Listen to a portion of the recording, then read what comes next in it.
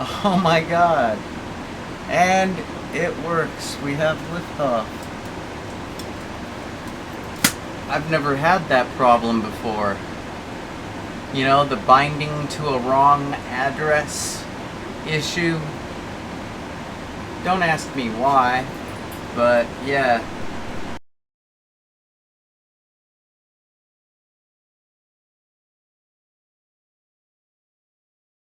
Very naughty. Almost like it's like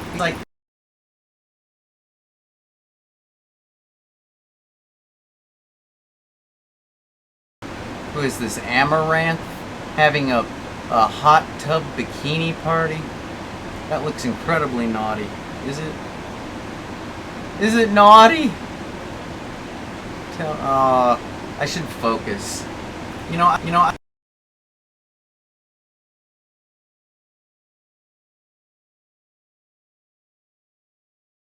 I probably work. Oh, good God Almighty! I can wait. Jesus Christ! What are they?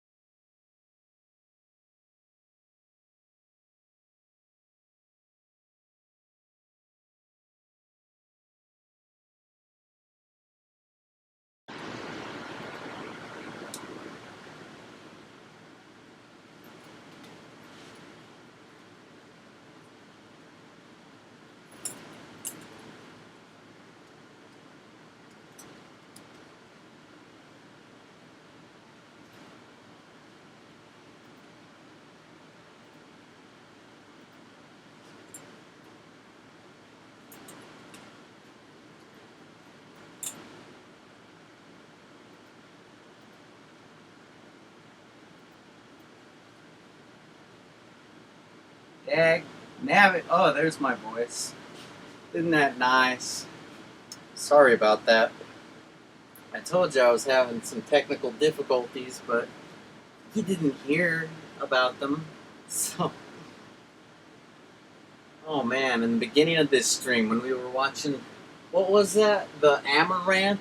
When we were watching that Amaranth stream, and I'm like, oh, those three sisters are sitting on that pool toy so close to each other.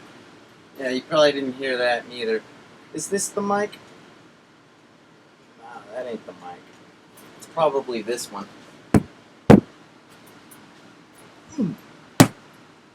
Take that, motherfucker. And that. And that.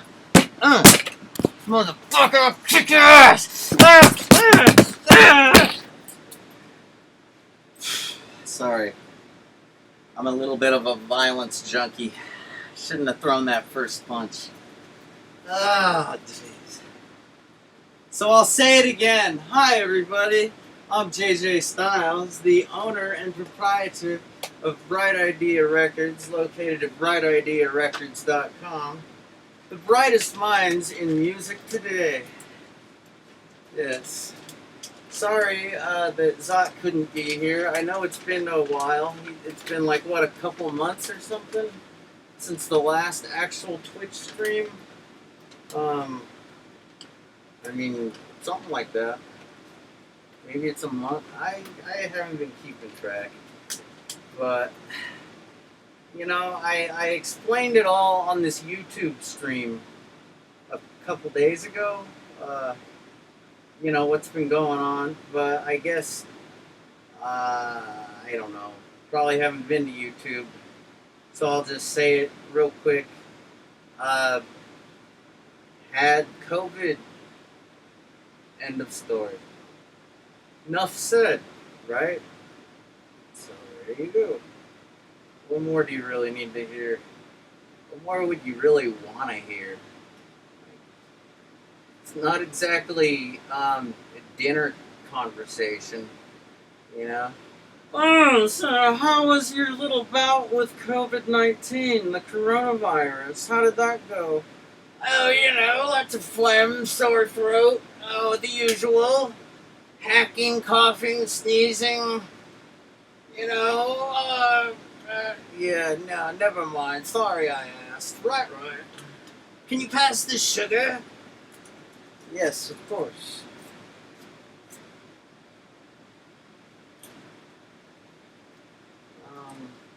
But yeah, you know, try to get back in the swing of things sooner rather than later, right? Isn't that the ultimate goal always in any project? Yes, of course. We're going to get things back on track right away, sooner rather than later. It was just, you know, that stupid COVID-19 can really knock the wind out of a person's sails. And I mean, shit. Don't even get me started on the circumstances. Yeah, I'm just gonna leave it nice and generic.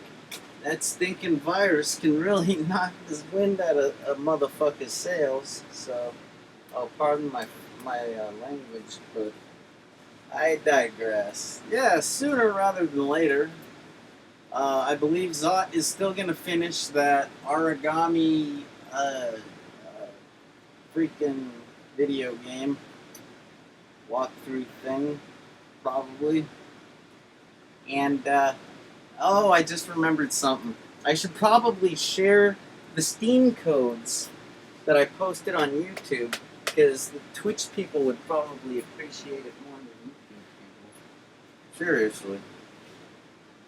I mean, you know, I think I'd have an easier time doing that over here. Yeah. You guys are gonna love this. I mean, maybe.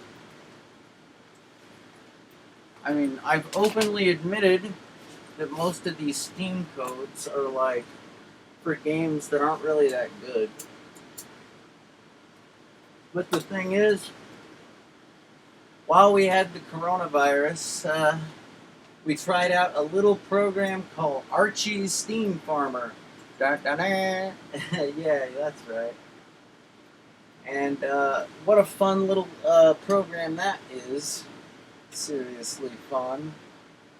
Oh yeah. And did some testing of some codes while running it. And now I got just like so many leftover codes. It's insane. It's nuts. It's downright. Uh, well, it is what it is. It's a whole lot of Steam codes for a whole lot of games, and they're all free. And like, I have all of them. So if you install any of these, well, I mean, yeah, we got them. We got them installed. Some of them are installed. I think there's like a couple hundred games in this list, so maybe don't have all of them installed. Probably got some of them installed though. Okay, here we go. Back to the Zot channel. Okay. Here, I'm posting now. Because, yeah, like I say, I doubt if any of you have watched the YouTube stream. So, but you should probably... Damn it, where's my mouse cursor? Where's my... Oh, there's my mouse. Okay, so if I'm going to post to the chat room here... Okay, I got the chat rules. Thank you, Zot. Okay. So if you go to that site right there, there's, like I say, a whole boatload of Steam codes. Okay? So, and I've recently tested them. They work. Isn't that special? I think it's kind of special. I mean, like I say, some of the games are kind of crummy, but some of them are really good. You know, I got a free copy of Hacknet from these codes. I think there might be an extra code for Hacknet, and I really like that game. I was having a lot of fun, just like, it was just like I was like Nmap scanning and buffer overflow, proof of concept, exploiting my way to the top. You know, reading email and hacking HTTPs and freaking FTPs, doing the files and the protocols and the transferring and the whatnot. That Hacknet game is pretty fun, in my opinion. And I really only played through the first, like, couple levels, you know? Apparently the intrigue gets a lot... there's a whole murder mystery that unravels right before your eyes in this game. I think it's, like, pretty old now, like, what, 5 years old or older? I don't know. So you probably played it already if you're going to play a game like that. But then again, maybe you were waiting until you could get a free copy. So, here, instead of speculating, I should probably just check, huh? What do you think? I'll click this link here in the chat room. Alright, yeah, there's the site, right there. A big white blob of a web page. But, hey, that's the way I like my web pages, alright? Nice and easy to read. So, like, I guess this is more of a instead of a dark mode, it's more of a light mode, I guess. Let's see, hack. If I type in hack. Oh! No code for Hacknet. But I know I installed it, like, totally for free. You know what? Maybe I used an ASF code. Let me see what happens when I Google ASF Hacknet.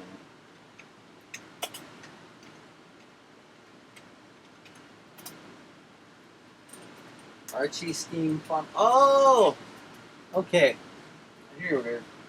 Let me make that text nice and big.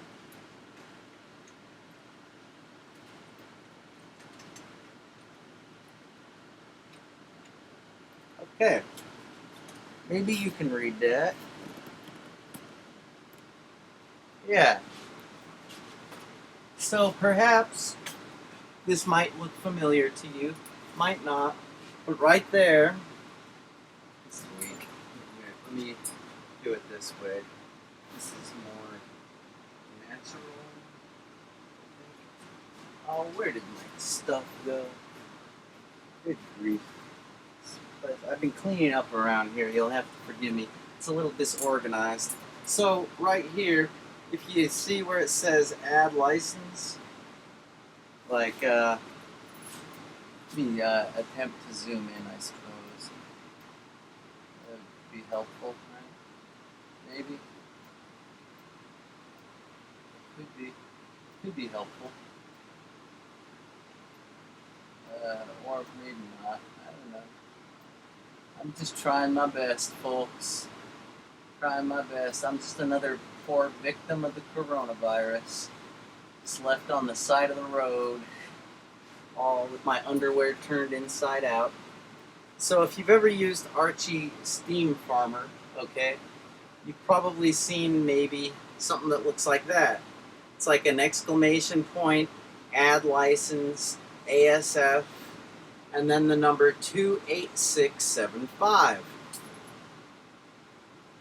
286-754.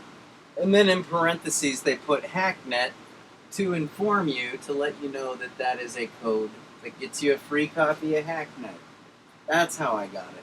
Has nothing to do with the codes that were posted on that Google site that I was directing you to in the chat room.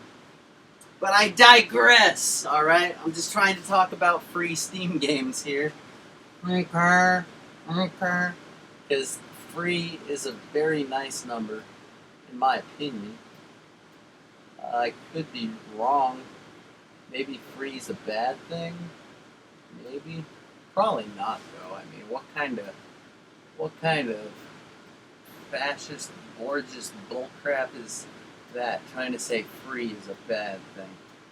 How about freedom of speech, huh? Liberty, all that jazz? Yeah, you can't tell me free is a bad thing. Free is a great thing. And yeah, that's the way I got my copy. I think it probably costs like $5 these days. It's not particularly expensive, per se. But if you don't have $5, I guess that is pretty expensive, huh? So, I digress. Are we having fun yet? Let's see. Okay, I like violent motherfucker! Ah! See, I was throwing fake punches, not potato shots. So that's why I was able to stop. You know, it's kind of like when I play blackjack and I just start saying, hit me, hit me, hit me, hit me, hit me! Or like when I go to the bar and, you know, I'm like, shoot me, shoot me! No, I'm sorry, can I get a shot of whiskey? Then they go, you gotta go. You've had one too many, mister. Alright? I can smell, you smell like a brewery mixed with a pharmacy, mixed with a meth lab, mixed with a kitty litter box, mixed with a bakery? Do I smell donuts? And a whorehouse? Jesus Christ, man, you live a crazy life, don't you? Anyways, it doesn't matter, you gotta go. You can't stay here. Alright, Buster? And that's when I go, fine. You know, don't go thinking you're so elite. This is like the 6th venue I've been kicked out of tonight, and it's the lousiest one yet. Okay, thanks for letting me know that. Just for that, you're 86th. Don't come back, ever. Thank you. Thank you. I was waiting for that. If you've never been 86th, I fucking recommend it. It makes you feel kind of like a badass. Little old me, JJ Styles, the owner and proprietor of Bright Idea Records.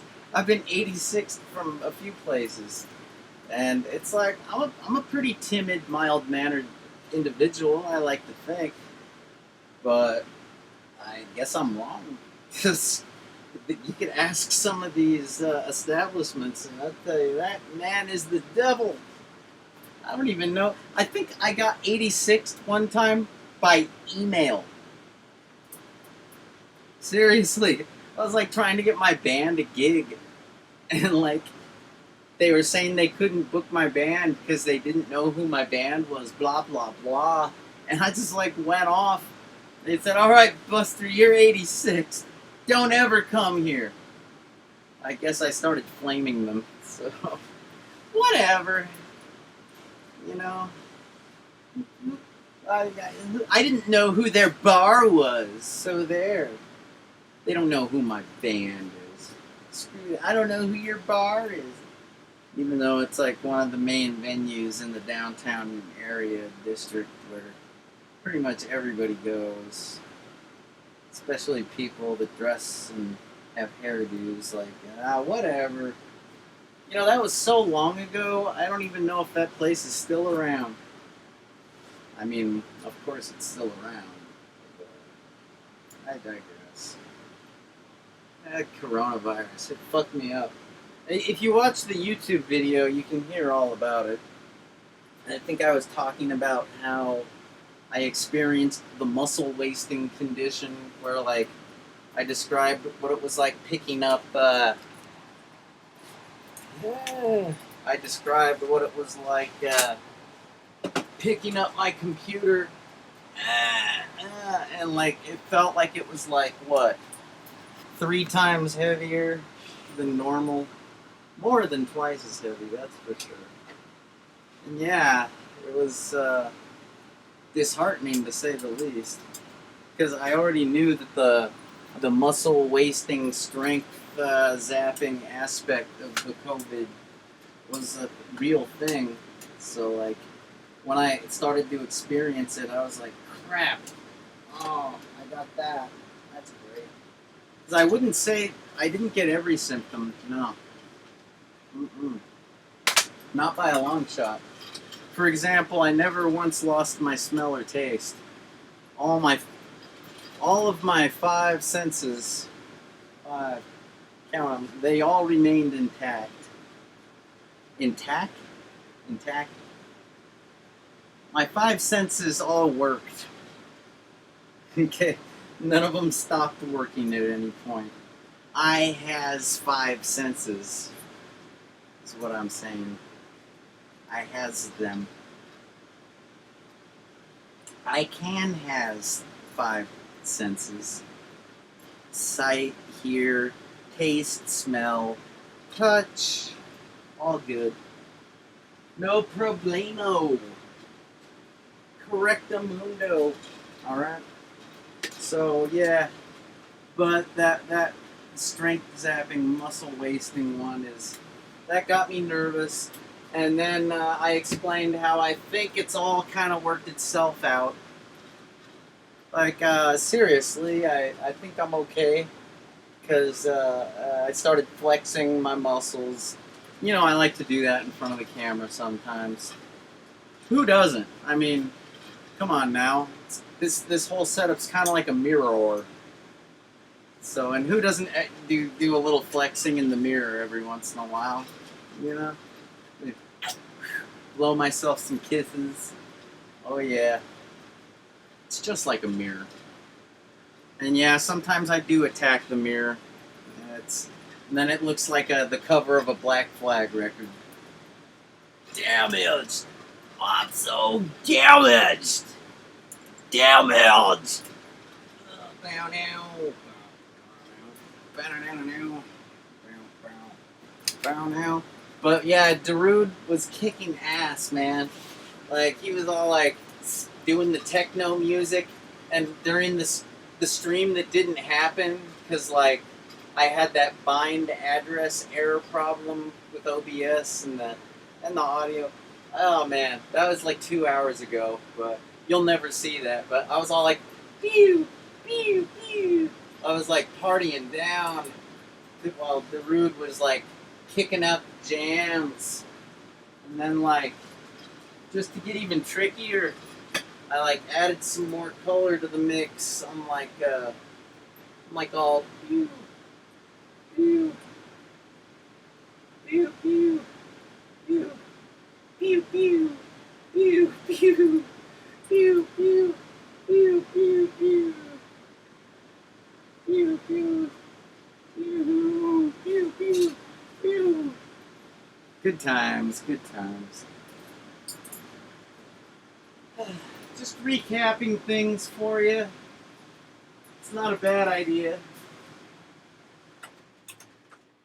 Alright, so let's see. We talked about the COVID, talked about the Steam codes, talked about the eventual episode where Zot continues with origami, talked about partying down at the rave, the spontaneous Asex Studios rave throwdown on Friday, May the 13th of 2022.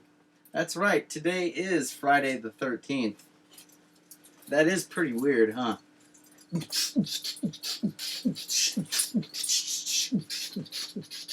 Ah, it's Jason! Oh no, he's got an axe! Ah! Ah! Ah!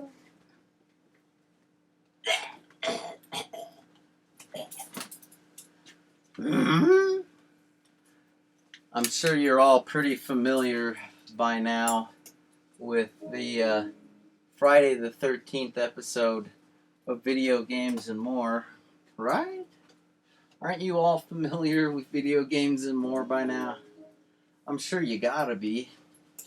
But just for the heck of it, I'll throw it on, because maybe, just maybe, there's somebody tuning in for the very first time, and they're like, what? Is that the Avenger? Video Games and More? Friday the 13th? What on earth? I don't know what's going on here. So I'll clue you in, noob. It's okay. I was a noob once, way back when, when I had no hair anywhere except the top of my head, and it took some time to work my way past being a noob, but it's a good thing. It's worth the effort, I think. Oh, what do we have here? Is that who I think it is? Good God Almighty. It can't be. Ah, he's gonna get me. He's gonna stab my freaking brains and eat them with some fava beans and a little Chianti. Wait, that's the wrong guy. I'm thinking of Hannibal Lecter, probably. Okay. All right, the audio source. My bad. I gotta do the other audio source. Okay.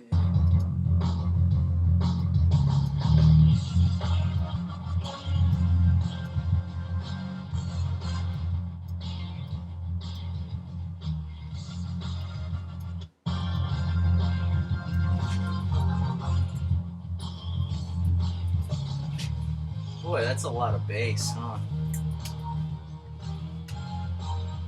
Probably a little too much. Probably overwhelming the microphone and your speakers.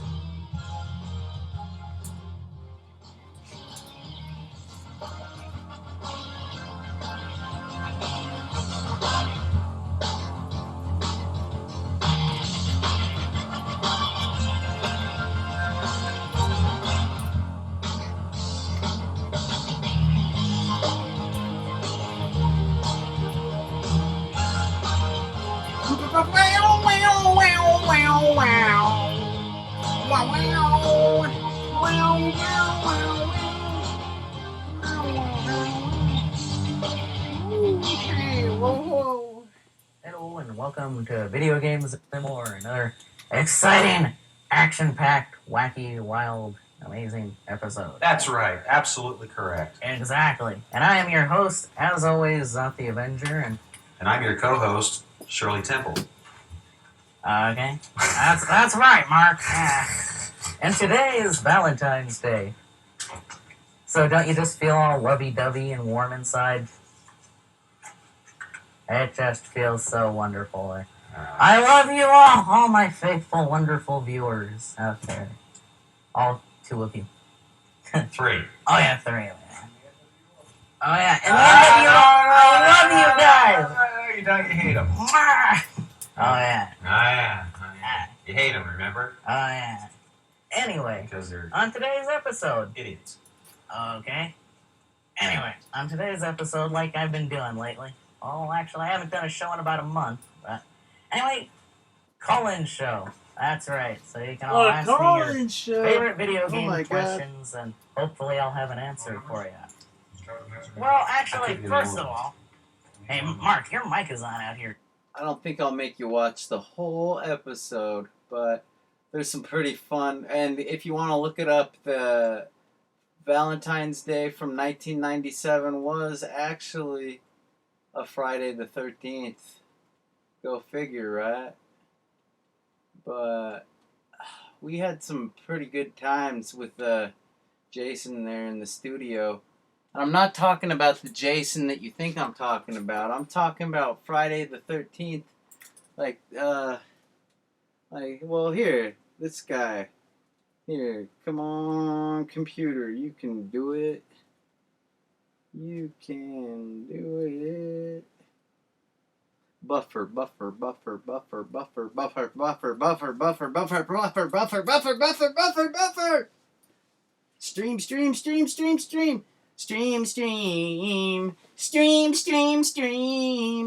Stream. Hey. 'Cause I'm a day streamer. Oh, yeah. Oh, man. Yeah, is this episode on YouTube?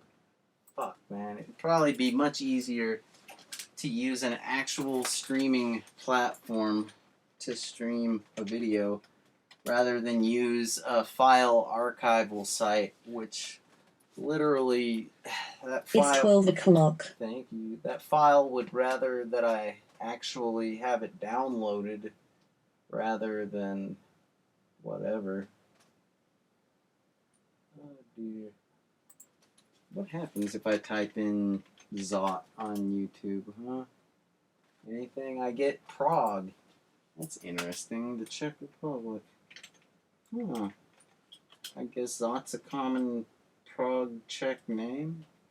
That's fascinating. Zot the Avenger. Oh, there he is. Da-da-da. Da-da-da. Okay, I need to get to the channel. Okay, we're at the channel. I lost access to this channel years ago. A system crash and a password, a tricky password, and oh, here it is. Cool. We're in luck. Let's scroll. Scrolling.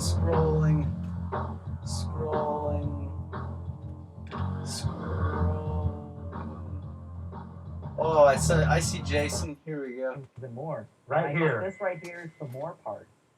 Yeah. Mark, how do we get on your show? It's not my show, it's JJ. He's the producer. My God. JJ, Yeah? I want to work for you. Okay. Sure thing. God damn. Come on down. Right now. We're live right now, you can tell we're live. We're talking to you. How do I... 124 East Broadway. 124 East Broadway? Right, Yeah, that's where we're at and right I'm now. here all the time. And we're here until... I'm here all the 6:30. time, baby. I live here. Amazing. Amazing. Amazing. Oh my God! All right, I think you've all seen enough.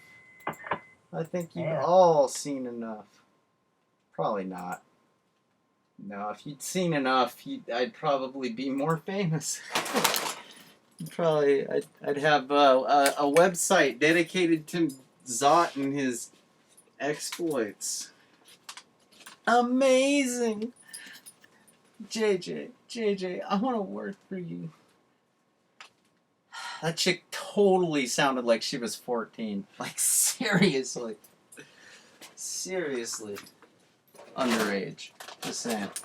But then again, Zot was, so it's perfectly acceptable and actually preferred at that point in life. If you know anything about being a teenager, anyways. Alright. And I digress. Friday the 13th is typically a day filled with dread and worry and expectations of bad things or whatever. I don't know. Personally, I find Friday the 13th has usually been pretty good to me over the years. I don't know what that really means. I don't really know why it's supposed to be a unlucky bad day for people. I just know it is, and that's kind of where Jason Voorhees, not Jason Kingman, Jason Voorhees. That's kind of where he got his start. Is just Friday the 13th is an unlucky day for folks, and like, I don't know. But yeah, it's always been pretty good to me. Like, I've had some pretty good Friday the 13th. And that one looked like it was panning out to be pretty good too. So I digress. I hope yours is going well. It's always fun to do a holiday stream. Like that Mother's Day stream on YouTube. And the Groundhog Day stream that I attempted to do, but apparently failed. But I think I uploaded an archive, a backup to the archive.org. So, you see, I thought it would be really funny to call Groundhog Day Hedgehog Day. And I had like a bunch of Sonic gimmicky stuff going on. And then like, I went to a website and like it said Groundhog Day, and I was all like, wait a minute, groundhog, not hedgehog? Oh crap! I think I got it wrong. I guess this stream is over. I thought that was a pretty fun gimmick, you know. And I was thinking of working it into like a repeating, looping, you know. Maybe I could play it every day at noon or something. You know, like a Bill Murray Groundhog Day-esque homage type reference, if you will. Because I'm obscure like that, but not that obscure. Pretty sure people get most of my jokes. In fact, they're probably so obvious, they're downright corny. But if I ever say anything that seems just too weird, instead of thinking I'm crazy, maybe you should just Google what I said, because it's probably a quote or a reference to something fantastic. Alright, let me check the chat room here, because I'm probably neglecting it. Alright, let's see. It says here, Buttafuoco. I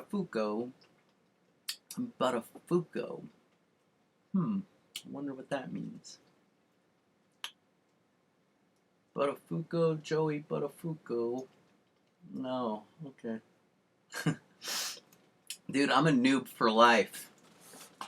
Noob, okay, it's like noob for life. Oh wait, no, it's more like noob for life. for reals. Good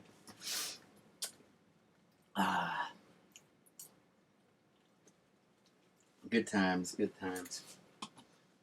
But the nice thing about being a noob is it's kind of like you have that childlike wonder with every breath you take. It's kind of like tripping on acid for your entire life.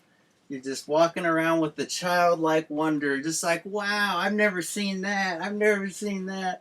I'm such a fucking noob. Wow. It's all so amazing. And you like, just try to avoid remembering memories and stuff. Because that will only cloud your noob status, your noobiness. Memories are like kryptonite. Like kryptonite is to Superman, that's what memories are to noobs. Okay? Seriously, if you want to stay a noob, just forget about those memories. They will do nothing but screw you up.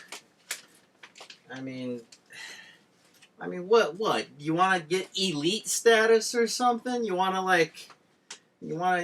no, noob is perfectly awesome. And just remember, in one ear, out the other. In one ear, out the other. Garbage in, garbage out, garbage in, garbage out, and you're good to go. That'll keep you a noob for the rest of your life. And, you know, it's like Kurt Cobain said, didn't he say something? I can't really remember. Yeah, I can't really remember what he said exactly. I think it was something like, I wish I was a noob, easily amused. Something like that, right? So even Kurt Cobain knew that, yeah, noobs got it good, you know. Because, how does that one saying go? Fuck, I actually am having a hard time. It's, ignorance is bliss. I was actually having a difficult time remembering. So, yeah, ignorance is bliss. I don't know if necessarily ignorance is bliss, because that's kind of harsh. Like, I don't think anybody strives to be ignorant. That's ignorant, okay? That's so ignorant. You shouldn't say things like that. It's ignorant. No, I don't know. Ignorance isn't bliss. No, but perhaps noobiness is bliss. Yes. That's much better. Just like, ignorance. You want to know what ignorance is? Ignorance is pretty much every human on the planet that ever talks shit about other humans. That's ignorant. You know? Like, literally, we're at a point in history where, like, the power structure has shifted to a point where good ideas are actually being considered. I remember this one thing. I have a memory in my head. I might as well share it. I was reading on the internet, like, I was looking something up. I was fucking around with my computer here, and, you know, I was doing some master-slave drive action with my my magnetic media. That's right, my drives. And, you know, I'm just master-slaving it. But in order to continue my mastering and slaving, I had to do some male-femaling, you know, doing some mailing with my femaling and etc., etc. And I'm just like, God damn, what's up with this lingo? Like, is it just me, or is this isn't just politically incorrect? This is just sad. Like, I can imagine some, like, engineer writing down in his notebook, when we make the technical documentation, make a point to refer to the connectors as male and female, you know, and this is probably like a virgin, probably some guy that, like, way back in the day, back in like the 50s or 60s or something, I don't know, back before I was born, some guy that probably never got laid, because geeks didn't get laid back then. It's a fact, all right? Look it up. That's why Alan Turing was gay, okay? It wasn't because he wanted to be gay. It was just pretty much the only way he could get laid. Like, chicks didn't talk to geeks back in the day. Just telling it like it is. So, yeah, I'm like, what's up with this terminology, this backwards ancient terminology? And I saw on the internet back in the year 2004, back in the 20-aughts, the Los Angeles Police Department, those are the guys that beat Rodney King. If you don't know who that is, just look up black guy gets the shit beat out of him by a team of pigs that look like they're killing him. Like... And then they go and try to use the excuse that he was so high on PCP that they had to beat him like that. Anyhow, back in 2004, the Los Angeles Police Department announced that the terms master and slave were just politically incorrect, ancient, backwards, and needed to be done away with, and that they weren't going to use them anymore. You know, their ordering department wasn't going to use them. So naturally, this caused a whole lot of problems for not only the police department, but for the vendors that served them, etc., etc. Because master and slave is a pretty common term, especially in technical type,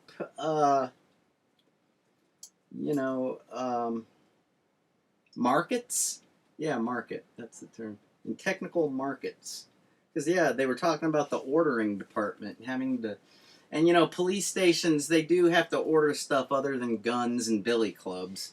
I know, watching a TV show like Cops, you might think, you'd be like, what could a cop possibly need other than a gun and a billy club? Oh, and a uniform and a badge. Maybe a hat. Maybe a flashlight. Some gloves. Because you never know when you got to pat down a junkie, and they have those hypodermic needles. Anyways, I could go on, but no, the technical markets, the master-slave thing, guys, it's fucking archaic and needs to go away. And if you don't admit that, you're a backwards-ass moron. And back in 2004, they were trying to do away with the terminology, but people were in an outrage. You can't get rid of my terminology! I rely on that terminology to know what the hell I'm doing! If it wasn't for terminology, I wouldn't know what I was doing! It's like, what am I doing? I'll tell you, I'm spinning around! I'm spinning mad! You know how I know that? Because of terminology! Oh my God, what am I doing? What am I doing? I'm scratching my... No, I'm not scratching. I'm wiping. I'm wiping my ass. That's right. Big difference. And when I say master and slave, you better know what the fuck I mean. It's like, chill the fuck out. Why did it take 15 years for people to start talking about the issue again? Seriously, look it up on the internet. Like, from the years 2004 up until, 2018 or 19, there really wasn't much talk about it. People were just like, we're just going to leave it alone. Just forget we mentioned it. Like, the Los Angeles Police Department, of all people, tried to bring to light the... Alright. I think you get my point. And if you don't, well, then you must have just tuned in. Because from start to finish, my point is, good things are happening these days, finally. It's kind of weird. A lot of people are, talking about how it's the end of the world. Because there's, a lot of shooting violence these days. A lot of gun violence, gunplay. Even here in my town. It's kind of freaky. I don't approve of all the gun violence, but at the same time, I've kind of expected it. I mean, I kind of always expected to live in a dystopian type future, and I kind of expected, the gun violence. I mean, I did play Shadowrun after all. Granted, that doesn't mean that I expect orcs and elves and trolls to walk around the same streets I walk around. No, that's not what I mean. But I do kind of expect the cyberpunk elements to be true. It kind of reminds me, I guess, of, they're very common themes. A lot of people, their first experience with the cyberpunk science fiction genre, apparently a lot of people, their first experience has been with the excellent CD Projekt Red title known by the same name as the pen and paper tabletop original Well, no, the original is actually what? Cyberpunk 2024? Is that it? 2020. Cyberpunk 2020. Yeah, that sounds right. And then, 2077 was like a later, like a different version, upgraded, better kind of thing. But no, this whole cyberpunk sci-fi thing, oh, there's some really great examples. I don't know if perhaps you're familiar with the title called BloodNet. If you're not familiar with BloodNet, I'm not saying that you should be. If you want to be familiar, you're probably better off to watch a YouTube video rather than go to goodoldgaming.com and buy a copy and play it, because I think a modern gamer playing BloodNet, the original, would probably get angry and frustrated, maybe smash a keyboard, or like, God only knows. Because it could very well be a very, very frustrating experience if you're not the kind of person that likes MS-DOS and sound card configuration and IRQs, and not that that's even an issue with the good old gaming style configurations and the implementations of the emulation environment for which they provide. But I'm just saying, when I start throwing around words like Sound Blaster and IRQ, it conjures up images of very blocky computer graphics and kind of muffly, tinny, and like when you're listening to a very low bit rate sound file, like a 32-bit MB, a kbps MP3, it sounds something like, "Hi, this is Jay, and I'm just leaving a message for something like this." It's like, it's all pretty lousy. And if you compare it to today's multimedia, you're bound to be disappointed. But here, I gotta make an attempt to share some of this this great stuff from out of the manual. Oh man, this stuff from the manual is killer, you guys. Here, let me get the keyboard. I'm never gonna find this stuff without a keyboard. If you've already played BloodNet, go find another stream to watch, because I'm just going to reiterate some stuff from the manual. Alright? But if you haven't, this is great. This stuff is killer. I wish I could write material like this all day long. It's like that good, people. It's that good. Alright? I think I got it right here. You'll forgive me, I've been clearing off hard drives, trying to make space, and, whatnot.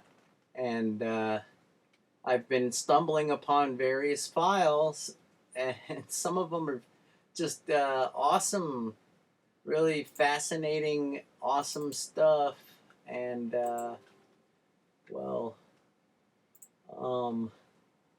some of this awesome, fascinating stuff has to do with video games. Yeah, absolutely. Oh, son of a bitch. I'm just gonna go to archive.org. See, that's the problem with downloading files in the first place. Is like, not only do they take up hard drive space, but, they're probably readily available on the internet already. So, like, all this redundancy, it gets irritating, especially when you have system crashes and whatnot that force you to reassess your priorities. Like, oh gee, what files do I actually need to rescue from this crashed OS before I format F-disk and reinstall the whole damn thing. Here we go. I found it on archive.org. What's the address? It's detail/VG Museum. The VG Museum Miso Game BloodNet Manual. Oh yeah. And I'm just gonna read some of it for you, cause this stuff is awesome. I eat this stuff up. I'm telling you. Hey, let me get the picture nice and large again for you. That's the least I can do, right? That's a nice thing to do. Make a picture nice and large here. Basically zoom in. Okay, void conf computer. Zoom in to corner, upper left quadrant, 45, 37. Beep, beep, beep, beep, beep, beep, beep. Click, click, click, click, click. Beep, beep, beep, beep, beep, beep, beep, beep. There, gotcha. Son of a bitch. Come on, Bluetooth mouse. Work. Oh, fucking Christ. Alright, maybe you don't need me to zoom in. Like I say, it's right... Oh, now it's connected. As soon as I put it down and give up... Oh, and now it's... Okay. I'm not going to get angry. I don't have time to... I don't have the energy to get angry. I'll get burnt out. And you don't want to watch me sleep on air. Alright. Let's see. I really gotta turn down the brightness just a nudge here. I mean, look at that. You can't see anything, can you? Okay, I know you can't. And, yeah, that's my fault. There, that's better. A little better, anyways. So, as you're looking at the manual for BloodNet, this crazy game. What is BloodNet? Well, let me tell you, it's a video game made by Microprose Software. I guess more specifically, it is a computer game made by Microprose back in the 90s, like I guess around 1994 or so, if you will.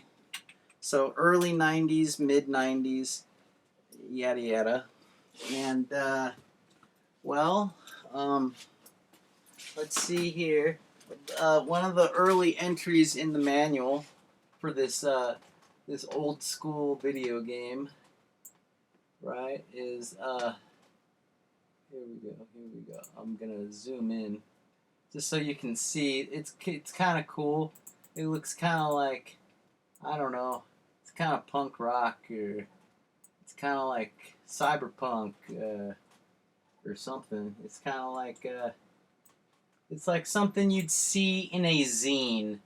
What like punk rock cyberpunk people used to refer to as magazines. But really, typically zines are independently published, kind of like the equivalent of a blog, if you will, but more of like the paper variety, pencil, pen, paper, Xerox photocopier variety of, medium, and such. So that right there is a nice black and white zine-like portrayal of a cyberpunk dystopian, like New York City 100 years from now. It kind of looks reminiscent of like a mega city out of a Judge Dredd comic book. Just this gigantic freaking sprawl of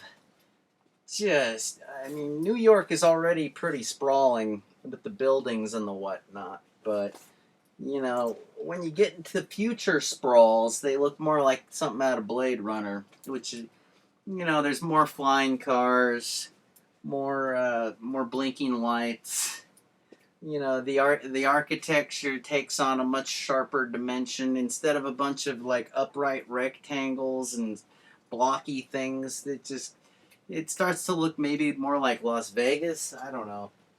But so yeah, we got this dystopian futuristic New York setting where apparently there's a company called Transtech, which you know, when we talk about Transtech, apparently they're the kind of mega corporation, the mega conglomerate that owns everything. And when we say Transtech, we're talking about Transylvania, you know, like vampires and whatnot. Yeah, yeah. No, it's not the kind of dark future where transsexuals have taken over and, you know, own everything. It's more like vampires own everything, which makes sense in a lot of ways.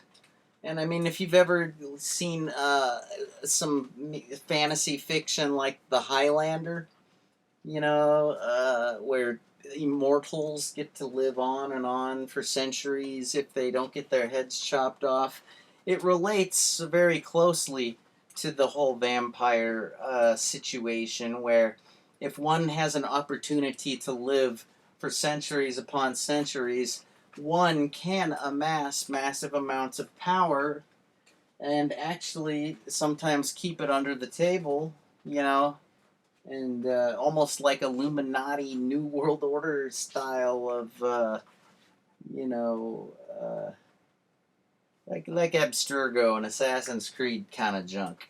You know, the secret puppet masters behind the curtain, if you will. And yeah, that's basically what the vampire class represents in BloodNet. And so you're just another, you know, lowlife. You're just another high-tech lowlife living in New York trying to master your curse.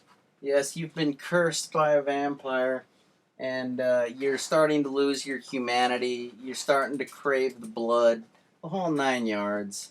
And you've either got to use your mercenary skills, your hacking skills, or your fixer skills, if you will. And of course, a fixer is just like a scrounger, or somebody that can get things done. They can find things, find people, etc. You know, or help those things find you, etc. So it's kind of like being either you're a soldier of fortune, or you're a bug bounty guy, or you're a picker. You ever seen that show American Pickers? Yeah. So you either get to be a mercenary, a paid hacker, or a picker. Yeah, which is basically a glorified hoarder. I don't know. Okay, I digress. And so yeah, you got this whole futuristic New York thing going down. So what am I trying to share with you? What am I really? Why do I have this document in front of us? Here, just allow me, if you will, a few moments to read some of this stuff. It's beautiful. It's just beautiful. This is what I was reading in the 90s. And I tell you, the longer I live, the more the world starts to fit into this box. It says Manhattan, 2094.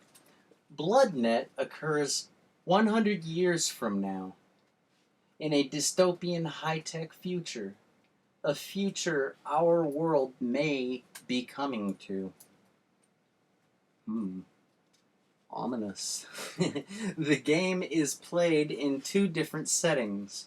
Manhattan 2094 and the location of cyberspace. Yeah, that's right.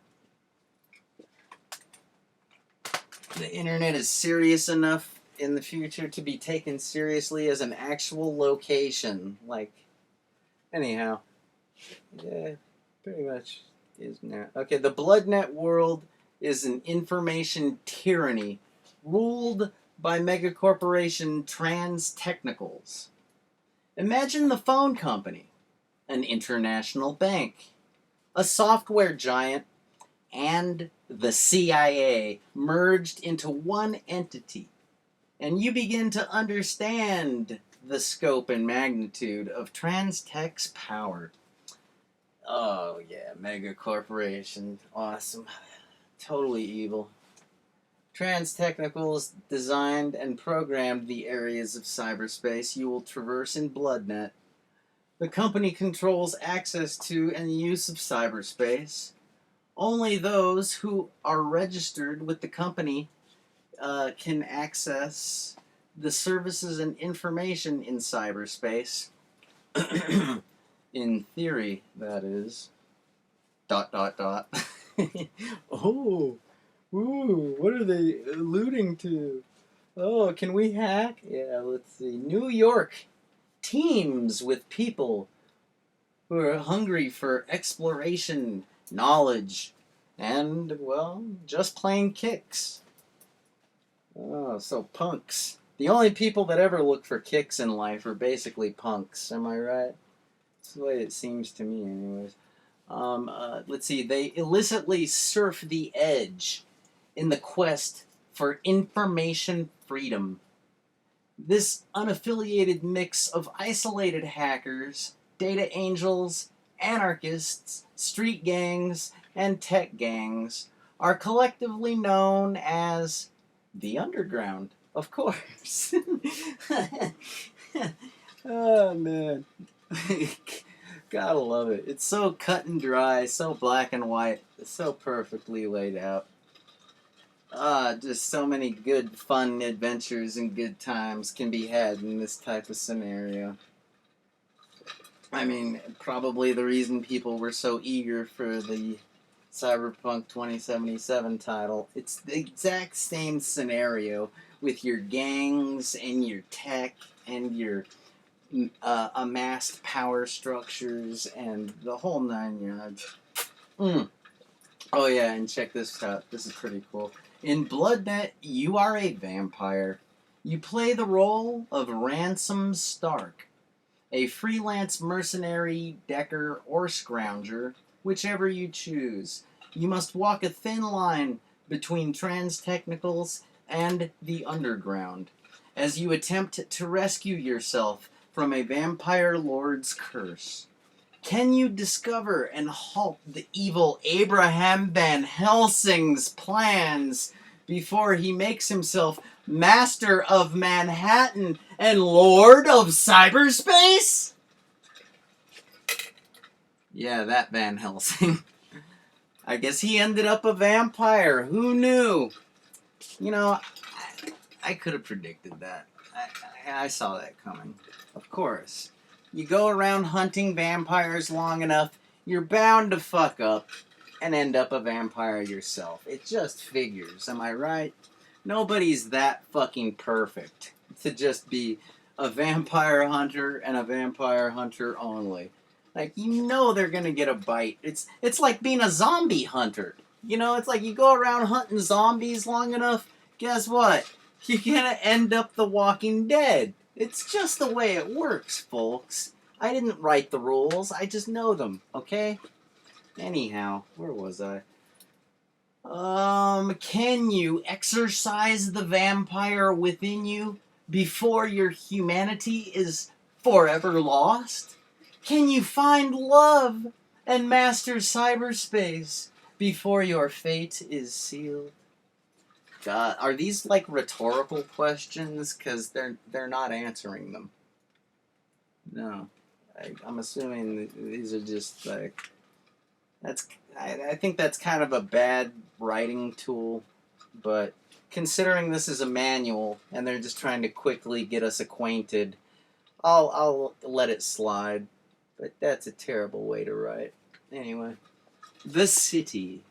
Manhattan, 2094, is a dystopian necropolis in which a high-tech elite thrives amidst a claustrophobic urban nightmare.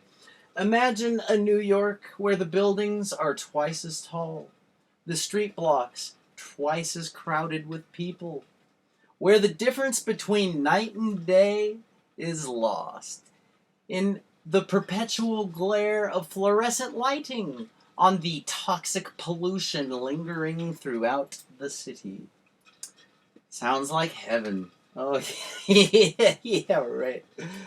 The city is secondary.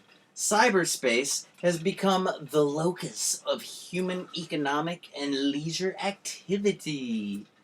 With people leaving the real world behind, like in favor of the virtual world of cyberspace, yeah, that's right, Manhattan and the rest of Earth's cities have fallen into disrepair.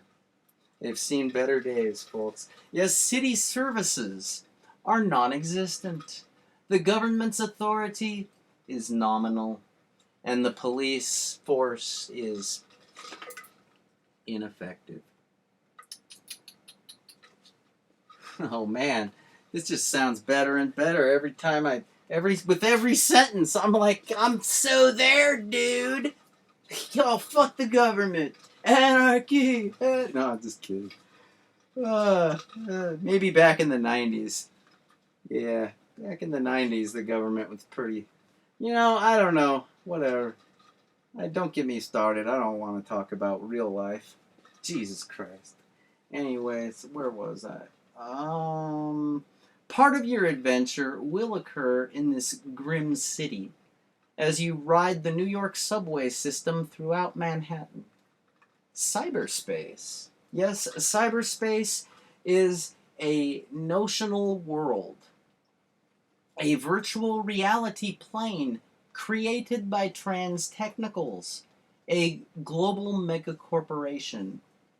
Cyberspace is the place where computers interact with one another.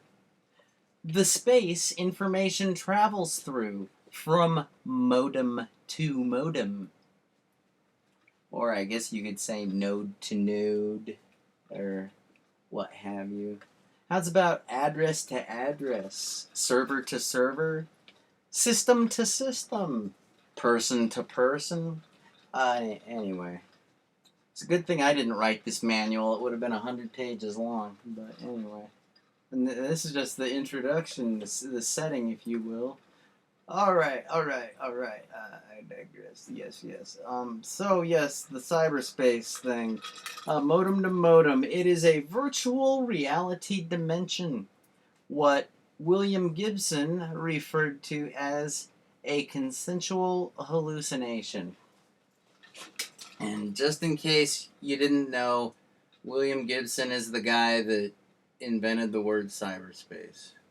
I think everybody probably knows that, but there's so many noobs. There's a new noob born every minute. Who knows? Who knows what they know? I gotta try to appeal to the lowest common denominator here, folks. So, what he referred to as a consensual hallucination created by the world's computers. They could also put a consensual hallucination referred to in the, what do they call a person's first entry? In his introductory freshman release Neuromancer, which won the Philip K. Dick Award for Science Fiction Excellence. And Philip K. Dick, the guy responsible for, Total Recall, A Scanner Darkly, Do Androids Dream of Electric Sheep, Minority Report, the Man in the High Castle, fucking, so much good shit. Did I say Minority Report? What about Vanilla Sky? Didn't he have something to do with writing? I don't know. But yeah, that guy. Whew. Oh man, and that Amazon Prime TV show they made out of Philip K. Dick's short stories. Man, dude, that was a pretty good interpretation. I don't like to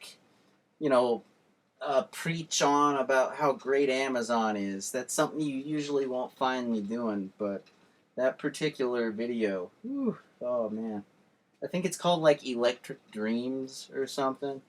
I mean, it's basically like a Black Mirror kind of, robot sex and what's that cartoon called? Anyway, so much good sci-fi these days. Okay.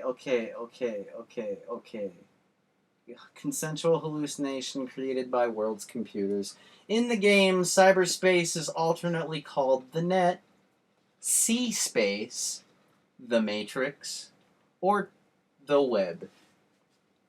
And of course, they call it C-space because I guess people after a while start to hate the word cyber in the future, in the dystopian future. Okay? If we get to live in a nice utopian future, we'll be saying the word cyber every other word. It'll be like, so I went to the cyber store today to spend some cyber dollars on some cyber pet food, when I got to the cyber register, my cyber cart glitched out. I couldn't believe it, so I called cyber support, and they showed up within 2 cyber nanominutes and got the problem solved. Not only that, but I got to pay for the items through the cyber support guys and bypassed the cyber register altogether. Is that great or what? So, that'll be utopia, right? Anyhow, where was I? Everything about cyberspace, its look, its uses, everything. Well, it was created by the people who designed and programmed its software. And that's when you go, duh,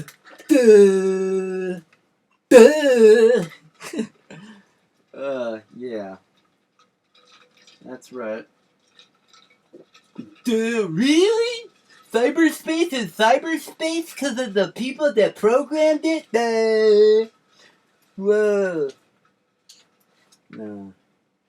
Yeah, the people that have probably held positions on the Internet Engineering Task Force, perhaps, or perhaps had roles at Sun Microsystems, Apple Computer, Microsoft, the like. But this is a game. So all that would basically just be at Trans Technicals, because they do everything. They are responsible, and the reference to the CIA kind of implies that they invented cyberspace. They're basically like DARPANET, I guess. They're just like this total vampire power structure. I mean, somebody should remake this game. I don't know if Microprose Limited is still the license holder or what. You know, I guess the whole thing, the whole concept of this, was made by John Antinori and Laura Campo. I guess they're the designers and the writers. And the concept, I guess, was done by Lawrence Schick. So, like, whoever really owns the license or whatever, man, somebody should do a remake. Because this could, now that that CD Projekt Red game has, captivated the minds and imaginations of countless cyber nerds and dweebs around the world, this game could seriously, sell well. And I'll bet they would not need the blue and purple cyber color theme that everything uses these days. Alright, let me digress for a moment. I gotta take a break because I had an epiphany the other day when I was watching some old school internet video. Or what have you. So if in the not too distant past, I was kind of indicating how Zot the Avenger basically invented the color theme that we all see ever so prevalently in titles such as, I don't know, Far Cry, Blood Dragon 3, and that have been parodied and spoofed in things such as commercials for free credit or creditkarma.com with their blue and pink purple colored workout commercial video. And yeah, it's just kind of a big joke about, I think it's called retro-futuristic, the retro-futuristic look. It's as long as you're using those two colors, the blue and the purple, it looks retro-futuristic. And I realized where I came up with the color theme, where Zot came up with the color theme for video games and more, with the credits, the titles, the character generators, the downstream keyers. It was all subconscious, if you will, rather subliminal, but it came from the web browsers, like a hyperlink. Back then, a hyperlink was blue. Wait, back then? Well, anyway, a hyperlink was blue until you clicked it. And then if you went back to that page, it wouldn't be blue anymore, it would be purple. And I guess it's still that way. And subconsciously, that's where the color theme, that's why I made my credits blue and purple, because I was just spending too much time on the internet those days. I just had to share that, because the whole retro futuristic look is kind of based on hyperlinks. The blue and the purple of a clicked and a non-clicked hyperlink. And if you don't agree with me, well, pull your head out your ass, because you know I'm right. Okay. Anyways, back to our program, already in progress. Let's see, it says, what else? It says, yes, alternately called C-Space, the Matrix, the Web. Everything about cyberspace made by people, designed, programmed software. Okay, here we go. By the year 2078. Ooh, that's 1 year after 77.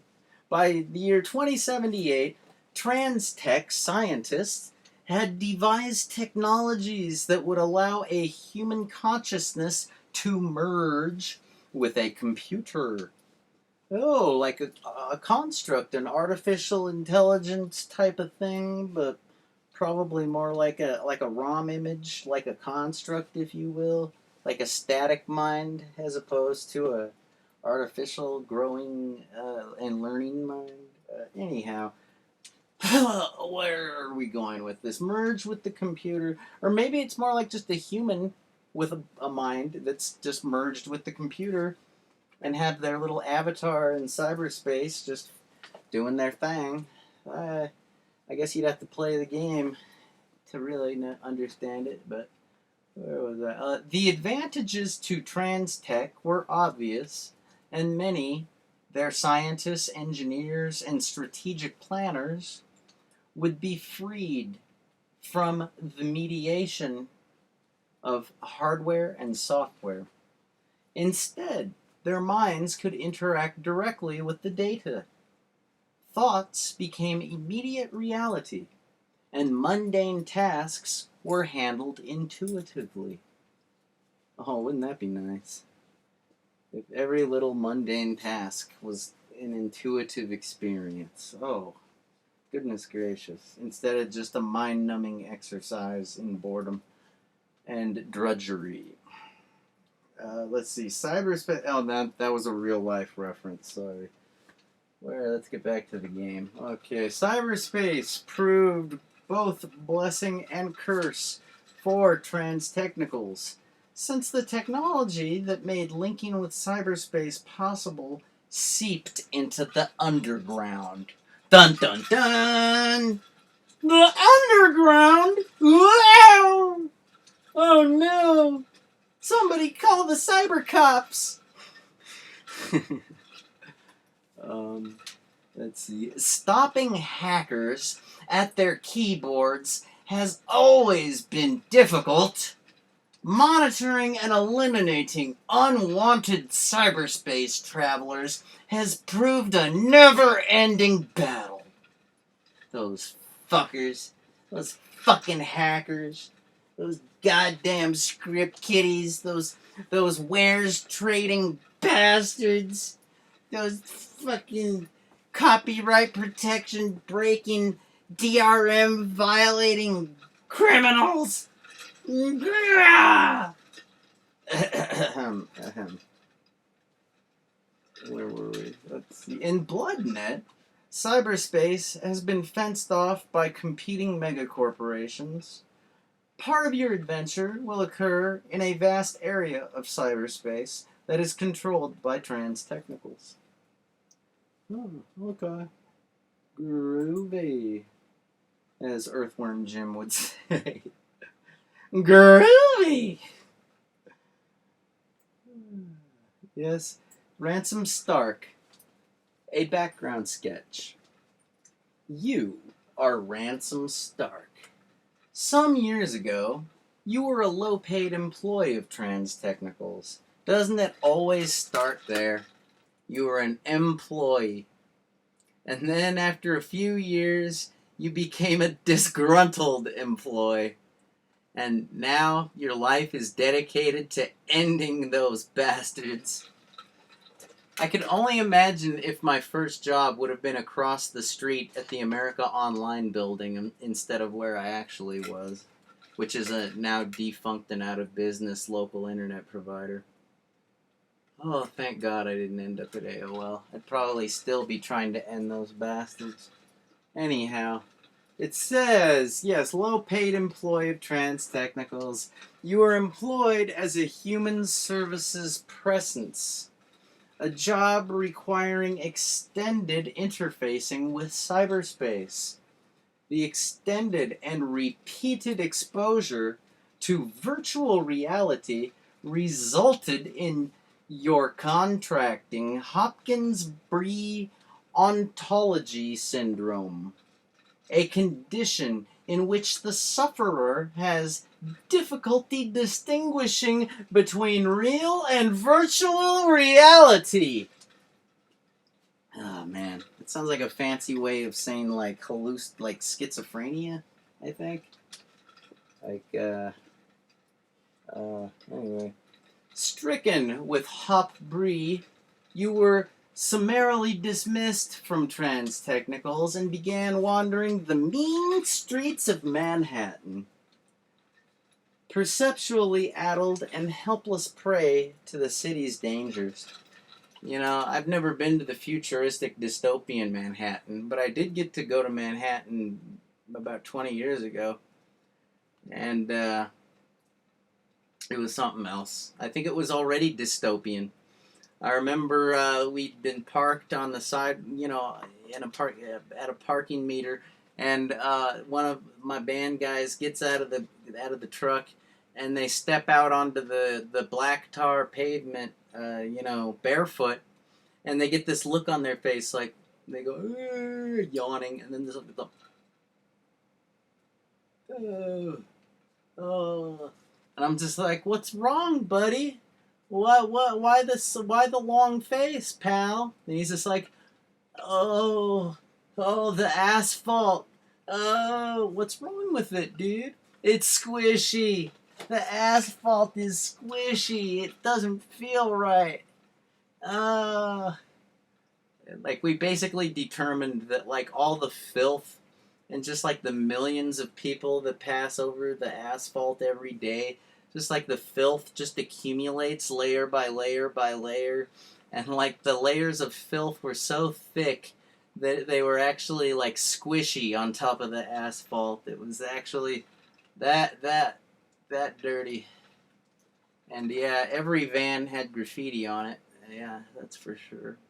And well, I remember I went to a pizzeria, me and the drummer, to get a slice. And I had to use the bathroom. And I'm just like, I'm sitting there. I thought I locked the door. I pushed the button in. But at some point, the door was flung wide open. And I'm just sitting there with the restaurant staring at me, sitting there. And this lady's all like, oh, I'm sorry. Here, let me close the door. And I get to hear, ha, ha, ha, ha. And I'm just like kind of shaking my head like, is this what New York is like? It's filthy and there's no privacy. I don't know what to think of this. I'm not used to this. But it's been a while since I've been there, so alright. Fun. It was fun. It was a good time. We got to play at the ABC No Rio. Fine venue. Got to drive by CBGB's. Would have liked to have played there, but didn't anyway. Perceptually addled and helpless prey to the city's dangers.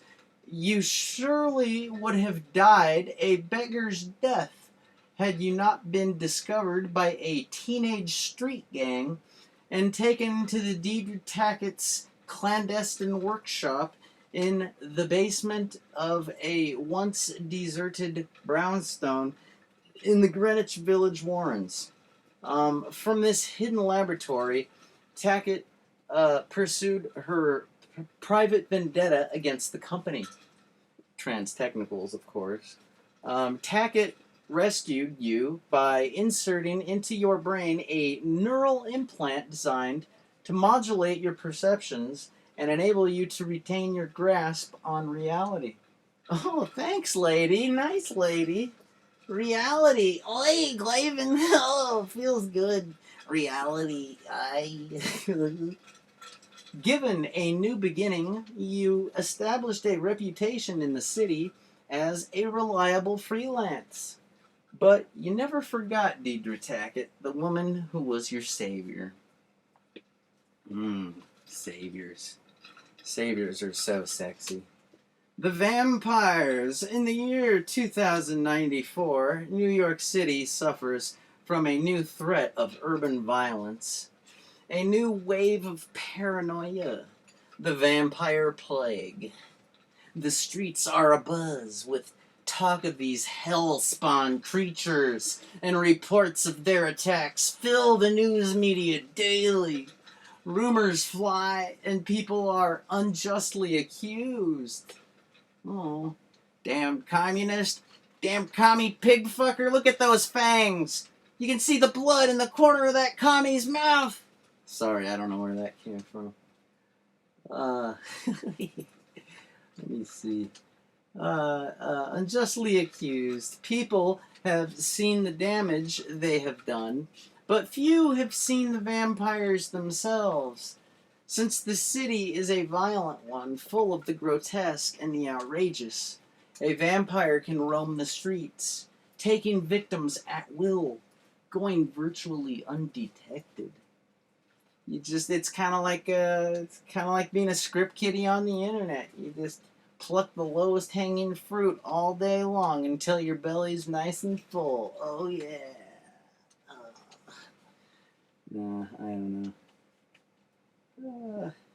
I can see how, like, you know, that like syndrome, that reality syndrome thing is like, that's a good sci-fi kind of disease, you know. Like, I think in Johnny Mnemonic they had the shakes, the black shakes. It's 1 o'clock. They called it, or some kind of neural degenerative Parkinson's type of thing. Where, anyhow, and this right here, the whole unable to distinguish between reality and virtual reality. I mean, oh man. I mean that happens to me on a regular basis. Just reading this right here, it sounds like reality. I keep making references to reality. See, it's like, how can you not? It fits. I mean, just because this title was made 28 years ago, they had a pretty good picture 28 years ago already. They kind of had the painting painted. They just didn't have anybody to interpret, you know, the painting. But now, finally, these days, the painting is obviously the painting. Like, come on now. When you look at the painting, it's like, of course it's that. Who could have ever not known? Like, oh, cyber what? But, anyways, you, as Ransom Stark, actually fall prey to one of the vampires. Yeah, one thing, however, keeps you from becoming a full vampire, and that is your neural implant. Oh, thanks, Tackett. Put in years ago by Deidre Tackett. That's what I just said! Well, thank you, Tackett. Yes, okay. Now you must find the means to purge yourself of your vampiric nature before the neural implant expires. She put an expiring implant in our head? The bitch! Why on earth? Oh, you know what? I get it. It's probably licensing issues. You know, they're always coming out with these new versions and, like, upgrades and, you know, these end of license, you know, releases. I get it. It makes it's like he has Windows 95 in his brain. It's like, of course it's unsupported. Duh. Oh man, that sucks. Sorry, Deidre. I didn't mean to jump to conclusions. I thought maybe she was being a cheap ass and just put Windows 95 in from the get-go. You know? Like, what if somebody said they were going to hook you up with a great computer? What if the Geek Squad, for example? I don't know. That's a good example, because I don't know who else is going to show up at your house and set up a computer system. Let's say they show up and say, oh, we're going to hook you up with a nice, modern, high-tech system. And then they go, all right, we're done. Have a good day. Call us if you need help. And they installed Windows 95 and, like, at the best, NT Workstation 4.0 or 351. I don't. Yeah, like, what if, hypothetically, what if? I mean, that just wouldn't happen. So, and it doesn't happen in science fiction either. So, All right. Now you must find the means to purge yourself of your vampiric nature before the neural implant expires and you are damned to eternity as a full vampire, all while escaping the clutches of the vampire lord who made you. Only you can lead him to the powerful program Tackett designed. The program that grants ultimate power in cyberspace. That's right. It's kind of like a root exploit proof of concept that really just has a denial of service against the undead and vampiric deity entities, if you will. I think something like that. I don't know. Remember, since you are not fully a vampire, you lack some of the true vampire's abilities. You must bite victims and feed on their blood to survive. For instance, but you lack the power to turn others into vampires. So you will discover what being a vampire means during the course of the game. You will learn various things about vampires from the game's characters, but not everyone can be trusted. Remember, this is New York. Oh, nice touch, manual writers. Anyhow, we almost done with this document. I'm having a good time, but I feel like I'm just going on and on, blah, blah. Character generation. After you viewed the introduction of the game, main menu appears, blah, blah, blah, quick generation, blah, blah, blah, manual generation, blah, blah, blah. Yeah, I don't think talking about the game internals is, like the, physical description, skill description. I mean, this could be fun talking about the character descriptions and all, but I was I was just trying to tell you guys a fun little story. That's all. So that's known as BloodNet, the introduction. So, nice little bedtime story that if you go look it up on archive.org, you can read it to your little ones as a bedtime story and help them drift off into sheepland or counting sheep. I don't know. Something like that. Can't remember the last time I had a good night's sleep. Did sleep good? Yeah, probably not. Another opportunity to be exploited. You're so vulnerable when you're sleeping. You ever fall asleep at a party, like drinking, and then wake up with a bunch of Sharpie drawings all over your body? All over your face, all over your arms. One of my favorites, if you will, okay? There's so many good ones, after all.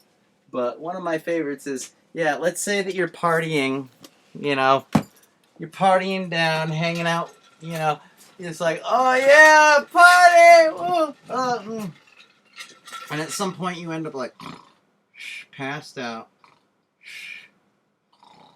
And then somebody comes up with a Sharpie, and I think one of the better ones is to take their arm like so, and write down jerk an arm, and then put an arrow pointing. That's a great little tattoo to walk around with. Go to work with that one on your arm. Jerking arm. Oh, what's another good one? Oh yeah, you take the Sharpie and you put an arrow pointing down right in the middle. Kind of turn their nose into an arrow pointing down, and right on their forehead, "Come dumpster." That's a good one. Yeah, sleeping.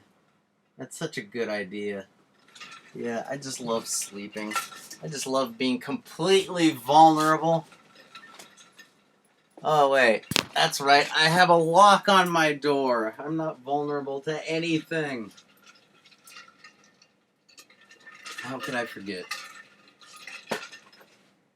I remember my old man, my father, God rest his soul. That guy, he was so paranoid. God only knows what people wrote on him when he passed out at parties. But he actually used to take things like, like something like this, and he'd actually go like wedge it against against the door, like really just like get it real wedged in there, and that's the way he'd go to sleep at night. Until he did that, he couldn't sleep. Genius. The man was a fucking genius. I'm serious. He'd watch Jeopardy with Alex Trebek. And the categories are, you get every answer correct. He'd come up with the right question for every answer. I'm not kidding. He actually tried out to be on Jeopardy one time. We were in LA, and he was the highest scoring contestant at their little mock, fake Jeopardy game. He had more points than anybody, but he did not get accepted for appearance on Jeopardy because he was crazy. My old man was crazy. Have you ever heard that Green Day song, Basket Case? My old man was a basket case. I'm not kidding. He was a genius basket case. Got all these questions right. But here's a good example of what kind of basket case he was. So after he did not get accepted onto the program after getting that major score, he went outside, grabbed a piece of cardboard, found something to scribble, Jeopardy producers are racist, and started walking around saying, Jeopardy's racist, racist, and just, and he recruited some people, some other contestants that didn't get accepted onto the program, this black guy, and this, various racial descendants, nationalities, and American citizens started hanging out with him, protesting the racist producers of the game shows there in Los Angeles. It's just like, oh man, this guy's dangerous. He should not be around other people. The thoughts that he's like a virus infecting the innocent with ideas, schizophrenic concepts. It's like this guy is like a walking, talking schizophrenia virus. He just plants schizophrenic ideas into people's minds, and they happily go along with it.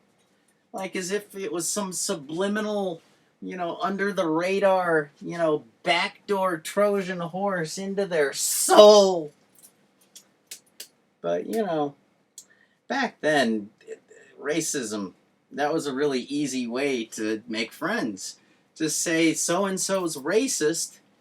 And back then, pretty much all minorities had experienced hatred in some form or another. Homosexuals had been called bad names. Black people had been called bad names. Hispanics had been called bad names. People of Asian descent had been called bad names. people of Indian and Middle Eastern descent, and basically racism and sexism were so prevalent back then that all you had to do was just kind of appear to be some kind of a leader, some kind of a social rights advocate, hero, and if you just kind of like, embodied that essence in your persona, people would just latch onto you in the hopes that justice might be found. Because justice for minorities was so difficult to achieve back then. It was like a unicorn. It was like a fucking. It was like a pot of gold at the end of the rainbow. Aye, laddie. You just didn't get justice when you were a minority back then. Whether you were disabled and you'd been wrongly fired from a job or passed over, or whether you were. Anyways, my point is, the world's getting better, people. It really is. You just gotta just keep up the good work. I'm really impressed with everything that the people have been doing these days. Like, I know there's a whole host of popular rock songs on the radio right now, talking about things like on Planet Zero, we're murdering our heroes, and the gavel bangs hard, etc., etc. And things like Falling in Reverse is Zombified, talking about being canceled, welcome to America, etc., etc., etc. And it's like, yes, these people do not sound happy with the cancel culture that is in progress right now. Of course, the cancel culture that coincides with the, oh crap, I don't want to bring far. I just said this word earlier. Me Too? It's not Me Too. It's, the sexual harassment, women versus powerful men thing, Anyways, yeah, the whole fucking power structure battle that's going on right now. And I don't even know if you can call it a battle, because the battle's pretty much been won. Like, I was just talking about the whole master-slave, male-female technical terminology that wasn't even up for debate 15 fucking years ago, is now basically mandatory. Like, if you Google that shit right now, you'll find out real quick what people think of the whole master-slave. There's a whole other alternate, politically correct, variety of, phrases that you can use. I think there's like the primary and the secondary is one, or maybe like the node and the client, or maybe like what else? There's so many alternative phrasings that could be applied that would actually be more descriptive and appropriate. Like, seriously, when you tell me male, female, like if I pick up a manual, motherfucker, if I pick up a big fucking manual and I'm trying to understand, okay, and so then you get the IDE connectors and you interface the male with the female. Like, how descriptive is that in reality?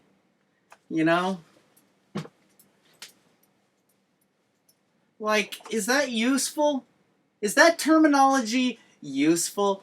Have you ever once in your lifetime, people, have you ever once picked up a cable, right, and watched it interface? Have you ever once seen a cable go, oh yeah, it feels good, ow, slow down, spit on it, it's getting dry, oh yeah, daddy, oh yeah, daddy, oh yeah, baby, oh, you like that, don't you? Oh, you fucking little slut. Take it. Take it. Ugh. Like, have you ever once seen your cables do that? Don't answer that. Alright. I do appreciate that psychedelic psilocybin mushrooms have existed since the beginning of man, so you don't have... That was a rhetorical question. If you ever have seen your cables do that, well, me too. But that's not the point! Okay, my point is that didn't happen in reality, and that's not descriptive. That terminology does not help a person function in reality. The only thing that terminology helps is like a sketch comedy writer come up with their next skit, like on The Whitest Kids You Know. You know, that would be a pretty good skit for that show. Oh, and my cables, my connector cables were all, take it, you dirty little,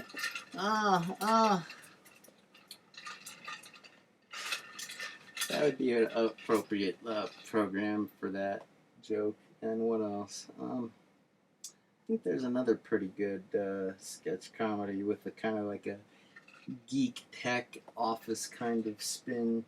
Like, obviously, you wouldn't really use a joke like that on the actual Office, whether it's the British or the American one. That's not the kind of humor they employ. You know, their humor is a lot more subtle. A lot more like reality, if you will. Like working in a real office. And, like, seriously, man. Like, once again, people, just allow me to demonstrate. If you please will just allow me to demonstrate, if you will. Just, alright, yeah. Oh boy, it feels so good to be a sophomore university computer science major. I'm just having such a good time. So what am I supposed to learn about these magnetic media drives? Let me see.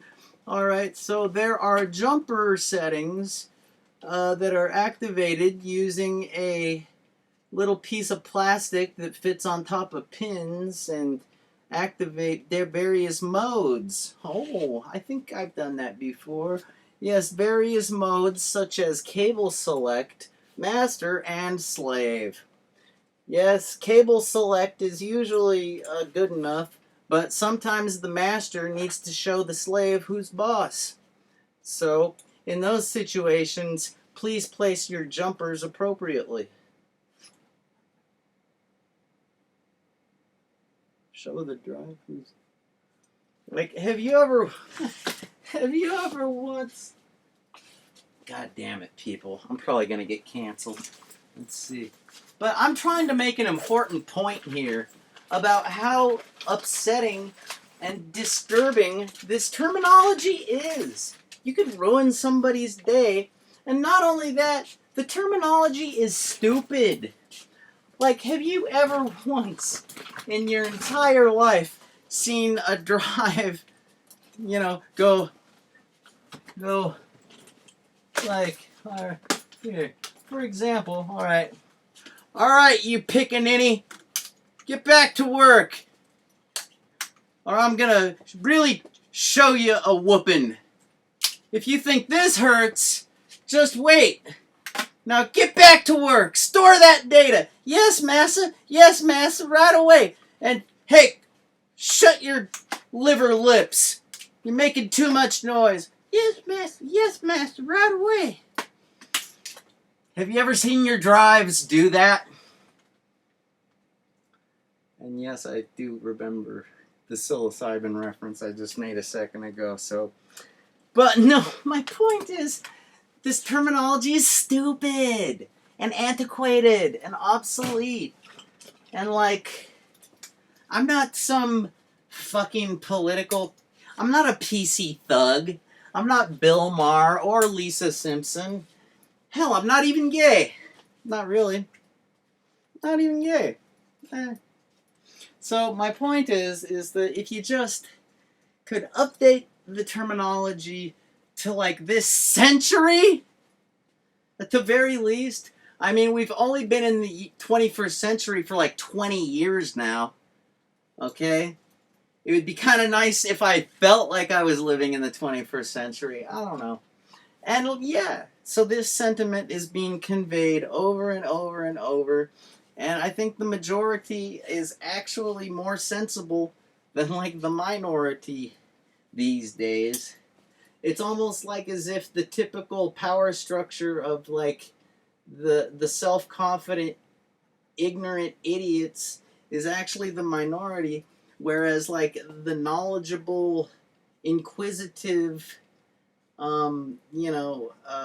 elite are now the majority and attempting to make the world a better place. Finally, it's like, there's a saying, you gotta strike while the iron is hot.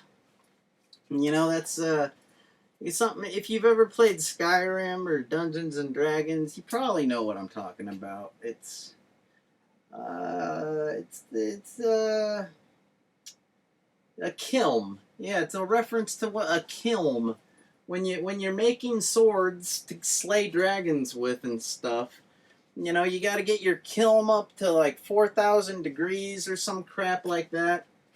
And then once you get your iron super orange and hot, then you gotta strike!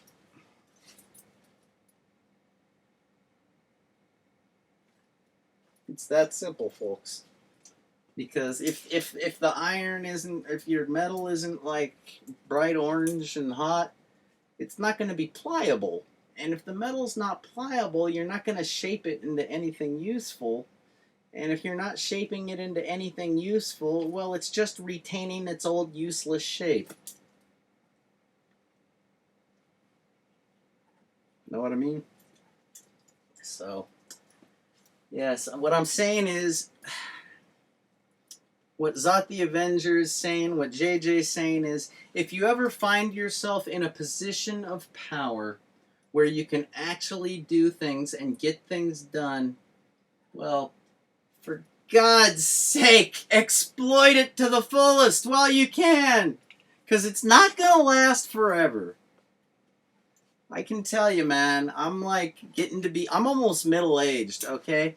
And I have held positions of power multiple times in the decades that I've been here. And every time I get so comfortable and I'm just like, oh, this is nice. Oh, so this is what it's like. Cool. I'm like getting adjusted and I'm just like getting acquainted with, I could really get used to this feeling of power. I love it. And then next thing you know, you're fired. Or, I'm breaking up with you. Or, gee, I don't know. Yeah, we really don't need your assistance anymore. The problem's been solved. So thanks for, coming over. You were really a great help. Or like, error, password has been changed.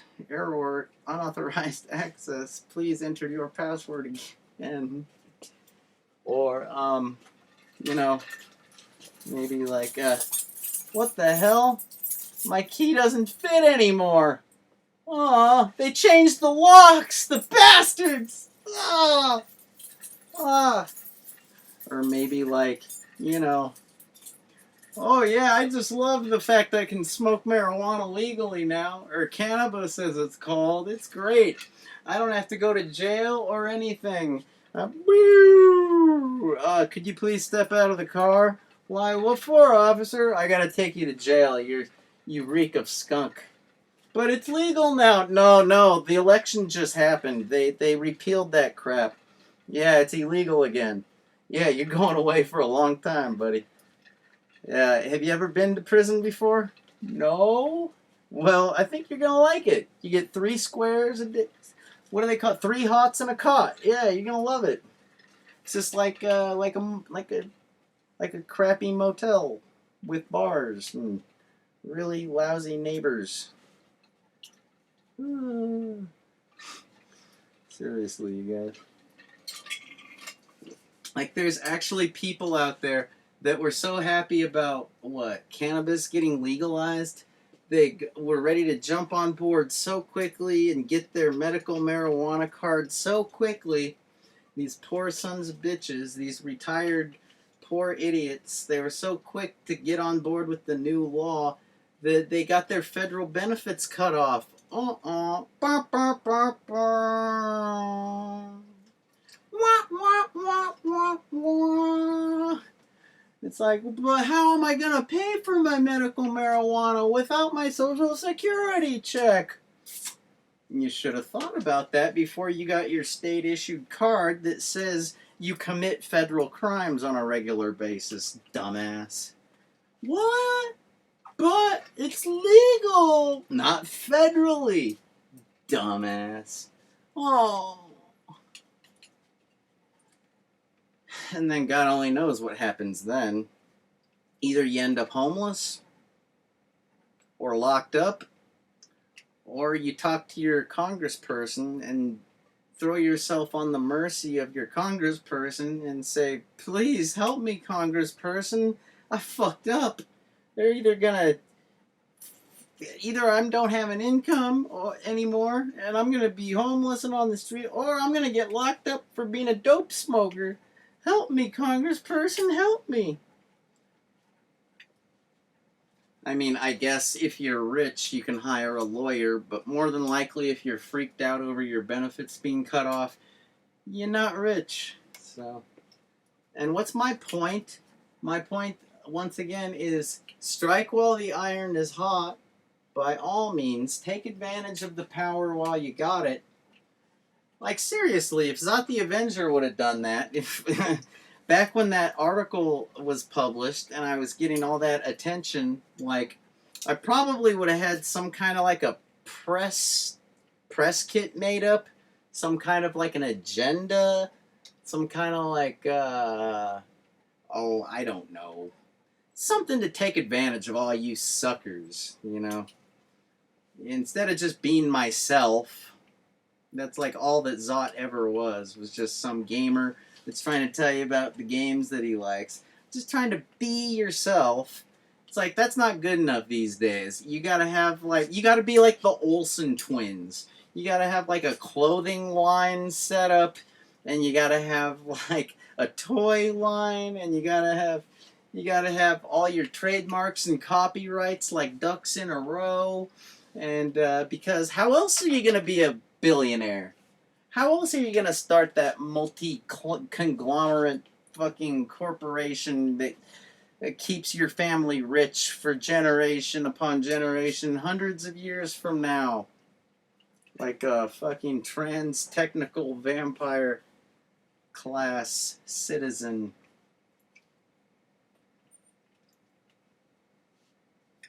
Yeah. Yeah, it sounds like a lot of fun. Yeah, I'm so glad. I feel so upset that I didn't do that. You know, I guess I didn't strike while the iron was hot. But, you know, that's the thing. There's always a chance to heat up the kiln and get the iron hot tomorrow, I guess. There's all kinds of ways to heat up the iron. And, you know, just what exactly are you trying to turn that iron into?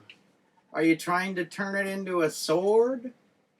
Or are you trying to turn it into, like, a knife for silverware at the dinner table? Or maybe, like, a goblet, you know, for drinking, I don't know. You know, why are you striking the iron in the first place?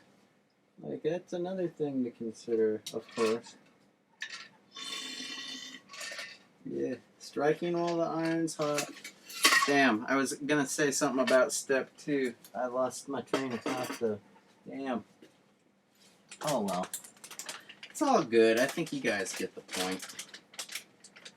Multi-conglomerate fucking... you know,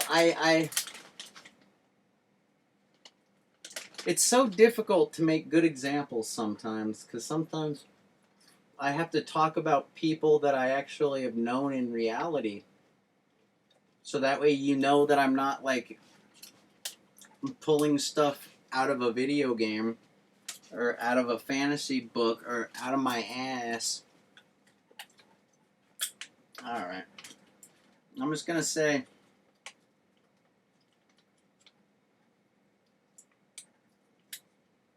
you know, if you ever miss the iron and you don't strike it, everything will still be okay.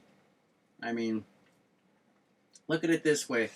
If you or your mom or your little sister end up with some kind of like leukemia and you gotta raise funds to get some cancer surgery or whatever, there's always crowdfunding and stuff, and that's not so much about striking hot irons as it is about just like looking pathetic and getting the support and the sympathy out of millions or at least thousands of humans that probably have family and friends that have gone through similar situations, and hence why they are aware of you in the first place, and hence why they are willing to help you in the first place, because you're so fucking relatable.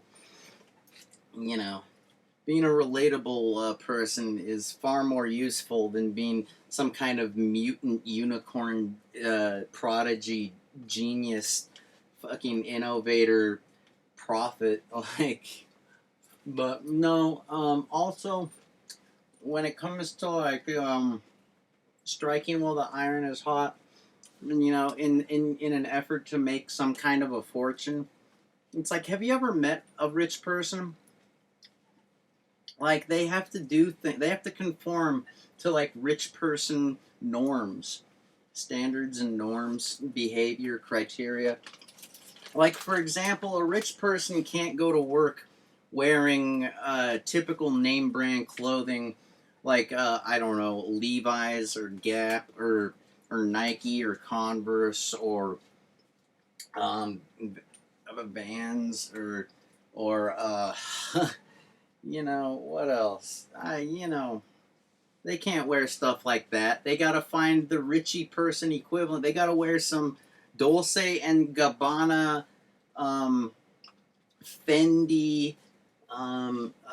Gucci, Gotti, or I don't know. They gotta find the rich person equivalent brand to wear, because their Richie Rich associates won't accept them in like anything else. And we all know that like Levi's and Converse are like the best. They're the most comfortable, and if you have to get a substitute, whether it's like a knockoff cheapo brand, you know, because you're too broke to afford Levi's or Converse, or if you got to find the Richie Rich equivalent so your Richie Rich friends will still talk to you and accept you as a Richie Rich, either way, you're still getting fucked over because you're not wearing actual Levi's or actual Converse. So, or eating actual M&Ms.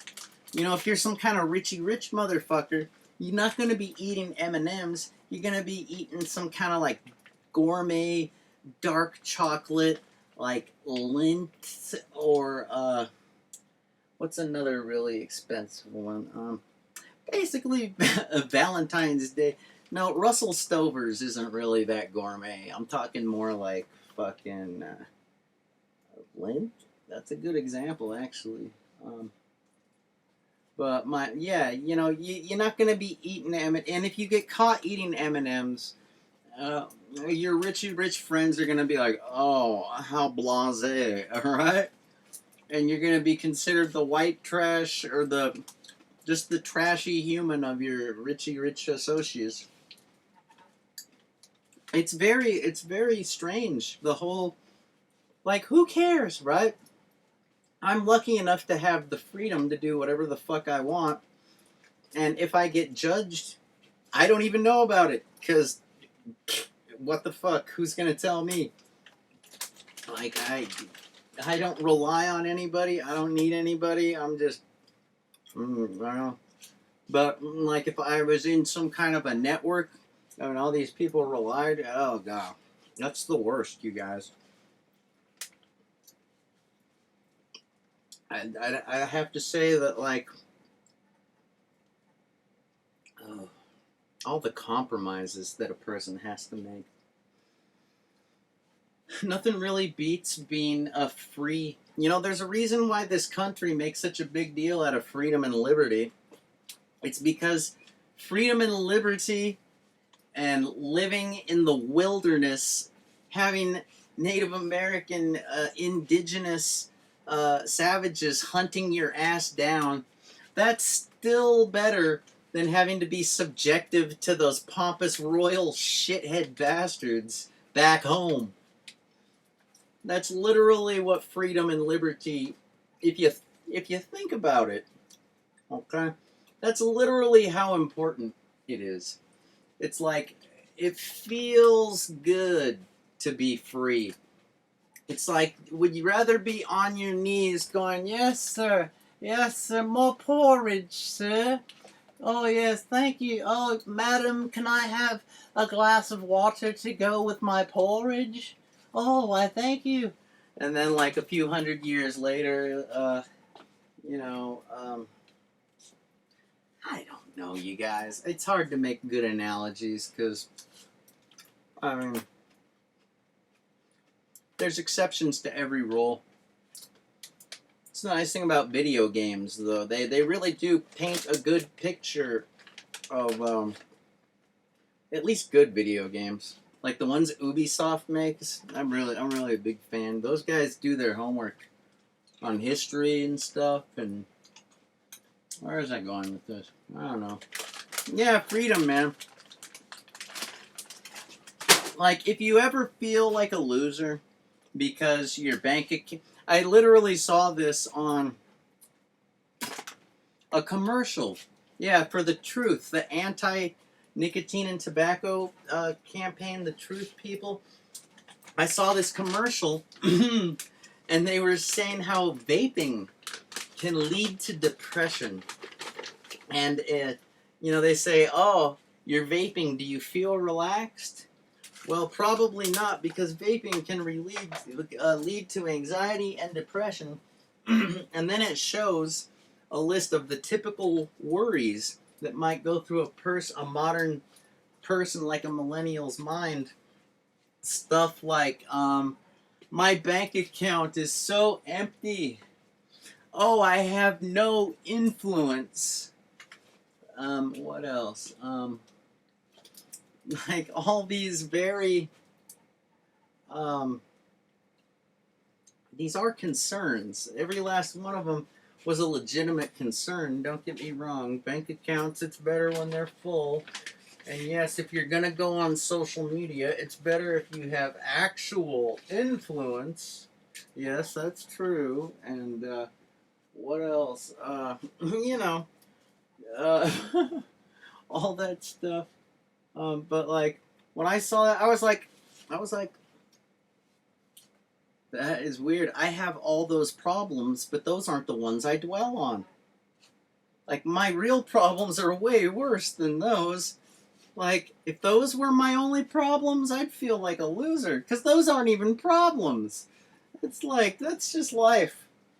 It's just life. Like, life isn't the problem, is it? It's like, if you need to change things, well, then change them. You know? It's kind of like playing a video game. Like, if you're playing a video game and you have, like, some kind of aspect to the game where you can level up your character, alright? Maybe by doing side quests or collecting various hidden items, etc., etc., you know. And let's say, oh, you've just been playing a traditional, level. You've been progressing through the levels without doing the side, upgrades for your character. It's like, you don't have to feel anxiety or depression over that. You don't have to be like, oh no, my character's weak because I haven't been doing the side quests. It's like, chill. You can still do the side quests. They'll still be there. And all this time, you've still been progressing your character and leveling up and doing things. It's not like you've been wasting your time. It's not like you're, it's not like you're evil or whatever. You're not stupid. You're not evil. You're not bad. You're not tainted. You're not garbage. You're a human. You're learning. And yes, there's still time to upgrade and get all that stuff. So chill. And it's like at the same time, this fucking commercial could have just as easily said a nice, uplifting, positive message like I just said. Granted, that was in reference to a video game, but metaphorically speaking, it applies to real life. And I'm not going to say anything nice like that in real life, because you're probably going to think I'm coming on to you. Like, you're probably going to think I'm trying to get sex or money or something. So I'm not going to say anything that nice in reality. But, like I'm saying, people, you don't have to get anxious and depressed. There's still time, okay? Like, look at me. Like, I have a small-time record label. I would really like it to be a big-time record label with massive influence. You know, with thousands, if not millions of fans, all enjoying the sounds of Bright Idea Records. But there's still time. It's not like I'm expired. I'm not like milk that's gone sour. I'm not like meat that's gone rancid. And neither is my record label. So, it's going to do the best I can. And if that's not good enough for you, well, oh well. That's it. 20 years ago, I would have said, and if that's not good enough for you, fuck you! But I realized with time and hindsight, that's a little excessive, okay? Because guess what? Not every record label is worth listening to. Even the successful ones, okay? Like, I listen to the record labels I listen to, and you listen to the record labels you listen to, and at the end of the day, that's that. It's not like I listen to the record label specifically because it has the most listeners, specifically because it has the highest stock market value on its publicly traded stock, because it has more records in record stores across the planet than any other label. It's like that has nothing to do with why I listen to their releases. I listen to the releases that I listen to because I like the music and the way it sounds. And, you know, sometimes it's made by people that are relatable. Like, ultimately, if it sounds good, I will listen to it, even if it's made by an unrelatable person, you know. But if it's actually made by a relatable person, or even a person that's admirable in some kind of way, that's even better. But ultimately, sounding good's more important than, like, what the label is worth or how many records it produces. And yeah, I mean, all that stuff, it all factors in somehow. Like, for example, if you go to my YouTube, God forbid, who knows why you'd ever do that, but if you go on there, you'll find that I'm talking about music stuff like this book called Sonic Warrior, A Tale of Rock and Roll by Lou Brutus, because I listened to the audiobook. And also, I think on that same video, I'm talking about the new release that I'd gotten from Target for Grey Days, the band's release of Amends on vinyl. And I'm showing all of the cool collectible items that came with the vinyl, the 12-inch LP, 100 and something grain, marble texture colored vinyl. And just going over, you know, what I like about this and that and the other.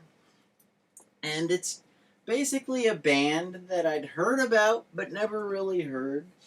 I'd heard good things. And it isn't like I was the biggest Linkin Park fan in the world or anything like that. But I was like, I'm looking forward to checking this out. I like supporting my local, you know, musicians. You know, I love supporting my local musicians, man. I got some CDs I should be playing right now. I should be playing Old Man or Conversation Suicide, or I could be playing like OPU, or maybe like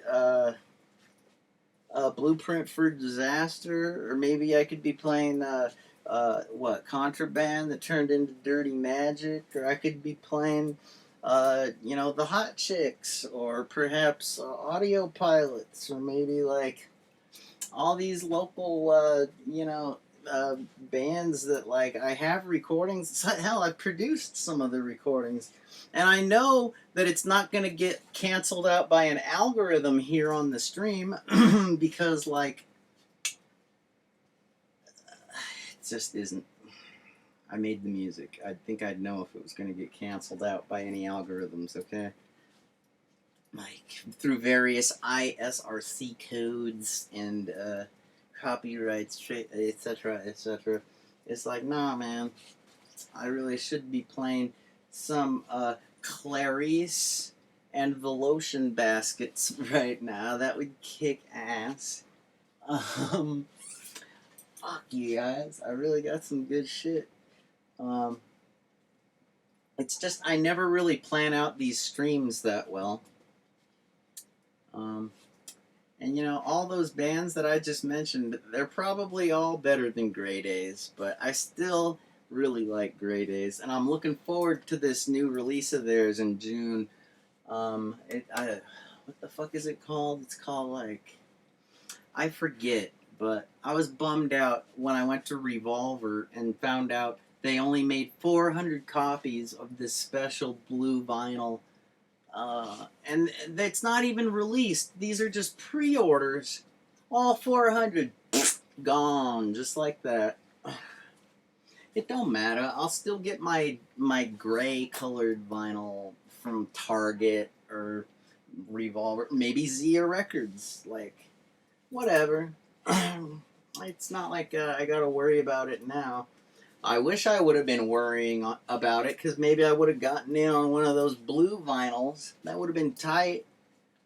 They look really nice, like... There's just something about a nice, attractive vinyl disc that it feels good to have in your collection. It's like, but I digress. Ultimately, it's about the content of the wax. What it sounds like when you drop the needle. So, and yeah, I'd really like it if Bright Idea Records was the biggest record label on the face of the planet. But at the same time, maybe I wouldn't. I don't know. I haven't tried it yet. So they say don't knock it till you tried it. I don't know. It sounds like it would be nice. At least I'd get more comments on my YouTube videos, probably. Like genuine ones, like, oh, this song is so great. They played at my grandma's funeral. And be like, that is so touching. Thank you for that. I'm glad that you like Piss on My Shit. Now I got piss on my shit. What a hassle. And I assume your grandmother must have loved that ditty too, so I really appreciate you sharing that with me and all the other Bright Idea Records fans. It really just means a lot. Fuck. Yeah. And just more and more people keep dying and dying and dying. And, ultimately, those are the best. Like, if you're going to be a fan, it makes sense to be a fan of the Dead. Because, first of all, you can enjoy their entire body of works. Their entire repertoire is something that is actually achievable. You can actually be a true fan, and at some point, you're done. Like, if they're not dead, if they're still alive, there's still the chance they might release something new. Oh, God. And then you might have to listen to it. Oh, it's like homework. Oh, God. And then, like, oh, what if you listen to it, and by some chance, you don't like it? It doesn't sit well with you. It's nothing like their original work. It sounds like some kind of weird, like some producer was barking at them, we need you to conform to the radio more, do this. And you're like, fuck, man. See, but if they were dead, that wouldn't be an issue. Like, Jimi Hendrix fans, Nirvana fans, they don't gotta deal with that. They like what they like, and that's it. Same with Chester Bennington now. God rest his soul. Same with Chris Cornell, and now the fucking Foo Fighters guy, Taylor, I guess. He's just a drummer, so it's like, it's not like as if, you know, Dave Grohl died or anything, but I still keep hearing about that guy, like what a nice guy he was, and he did have other bands going besides the Foo Fighters. I've been thinking about checking that shit out, because it sounds like it was pretty dope. Like maybe punk rock, I don't know, you guys. There's just like, there's so little time to really get anything done. And like, I don't have any good friends like that have actual opinions like worth listening to. It's like if you go to a critic site, like a Rotten Tomatoes or a fucking video game diehard fanatic, what have you. If you go to a review site and you actually try to, inspect what the critics have to say about anything, you'll quickly find that most critics have an agenda, and that agenda is to keep their career on the upswing, to keep their critic career growing, and to basically just kiss ass, unless they're reviewing something by like a lesser known creator or company, what have you, in which case they can kick ass, fucking blam, kick ass. So that's the critic's job, is to either take those cheeks, kiss ass, or kick ass. And I discovered that being in a band when I was a teenager is more times than not our band was getting kicked because we were nobodies, and yet I could be reading the other stuff that they reviewed that month, and some of the stuff they reviewed was shit. It was fucking shit. Garbage. Like, seriously, I'd wipe my ass with their fucking lyrics sheet. Like, and they're talking about how great it is. And it's like, seriously? So you're telling me every time I get a bad review, it's basically like a stamp of approval? At least if it's coming from that moron? Go figure! I didn't realize. I just needed the context. Okay. So really, there's no reason to get bent out of shape over most anything, because you're you. And as long as you're good enough for you, well, fuck them. Because they've got an agenda, and you're not serving their agenda, and that's probably why they're trying to make your life miserable. So, and they're unwilling to share their agenda with you because they can't share their agenda with everybody. It would expose what a fake, phony-ass, ass-kissing, lame puppet they are.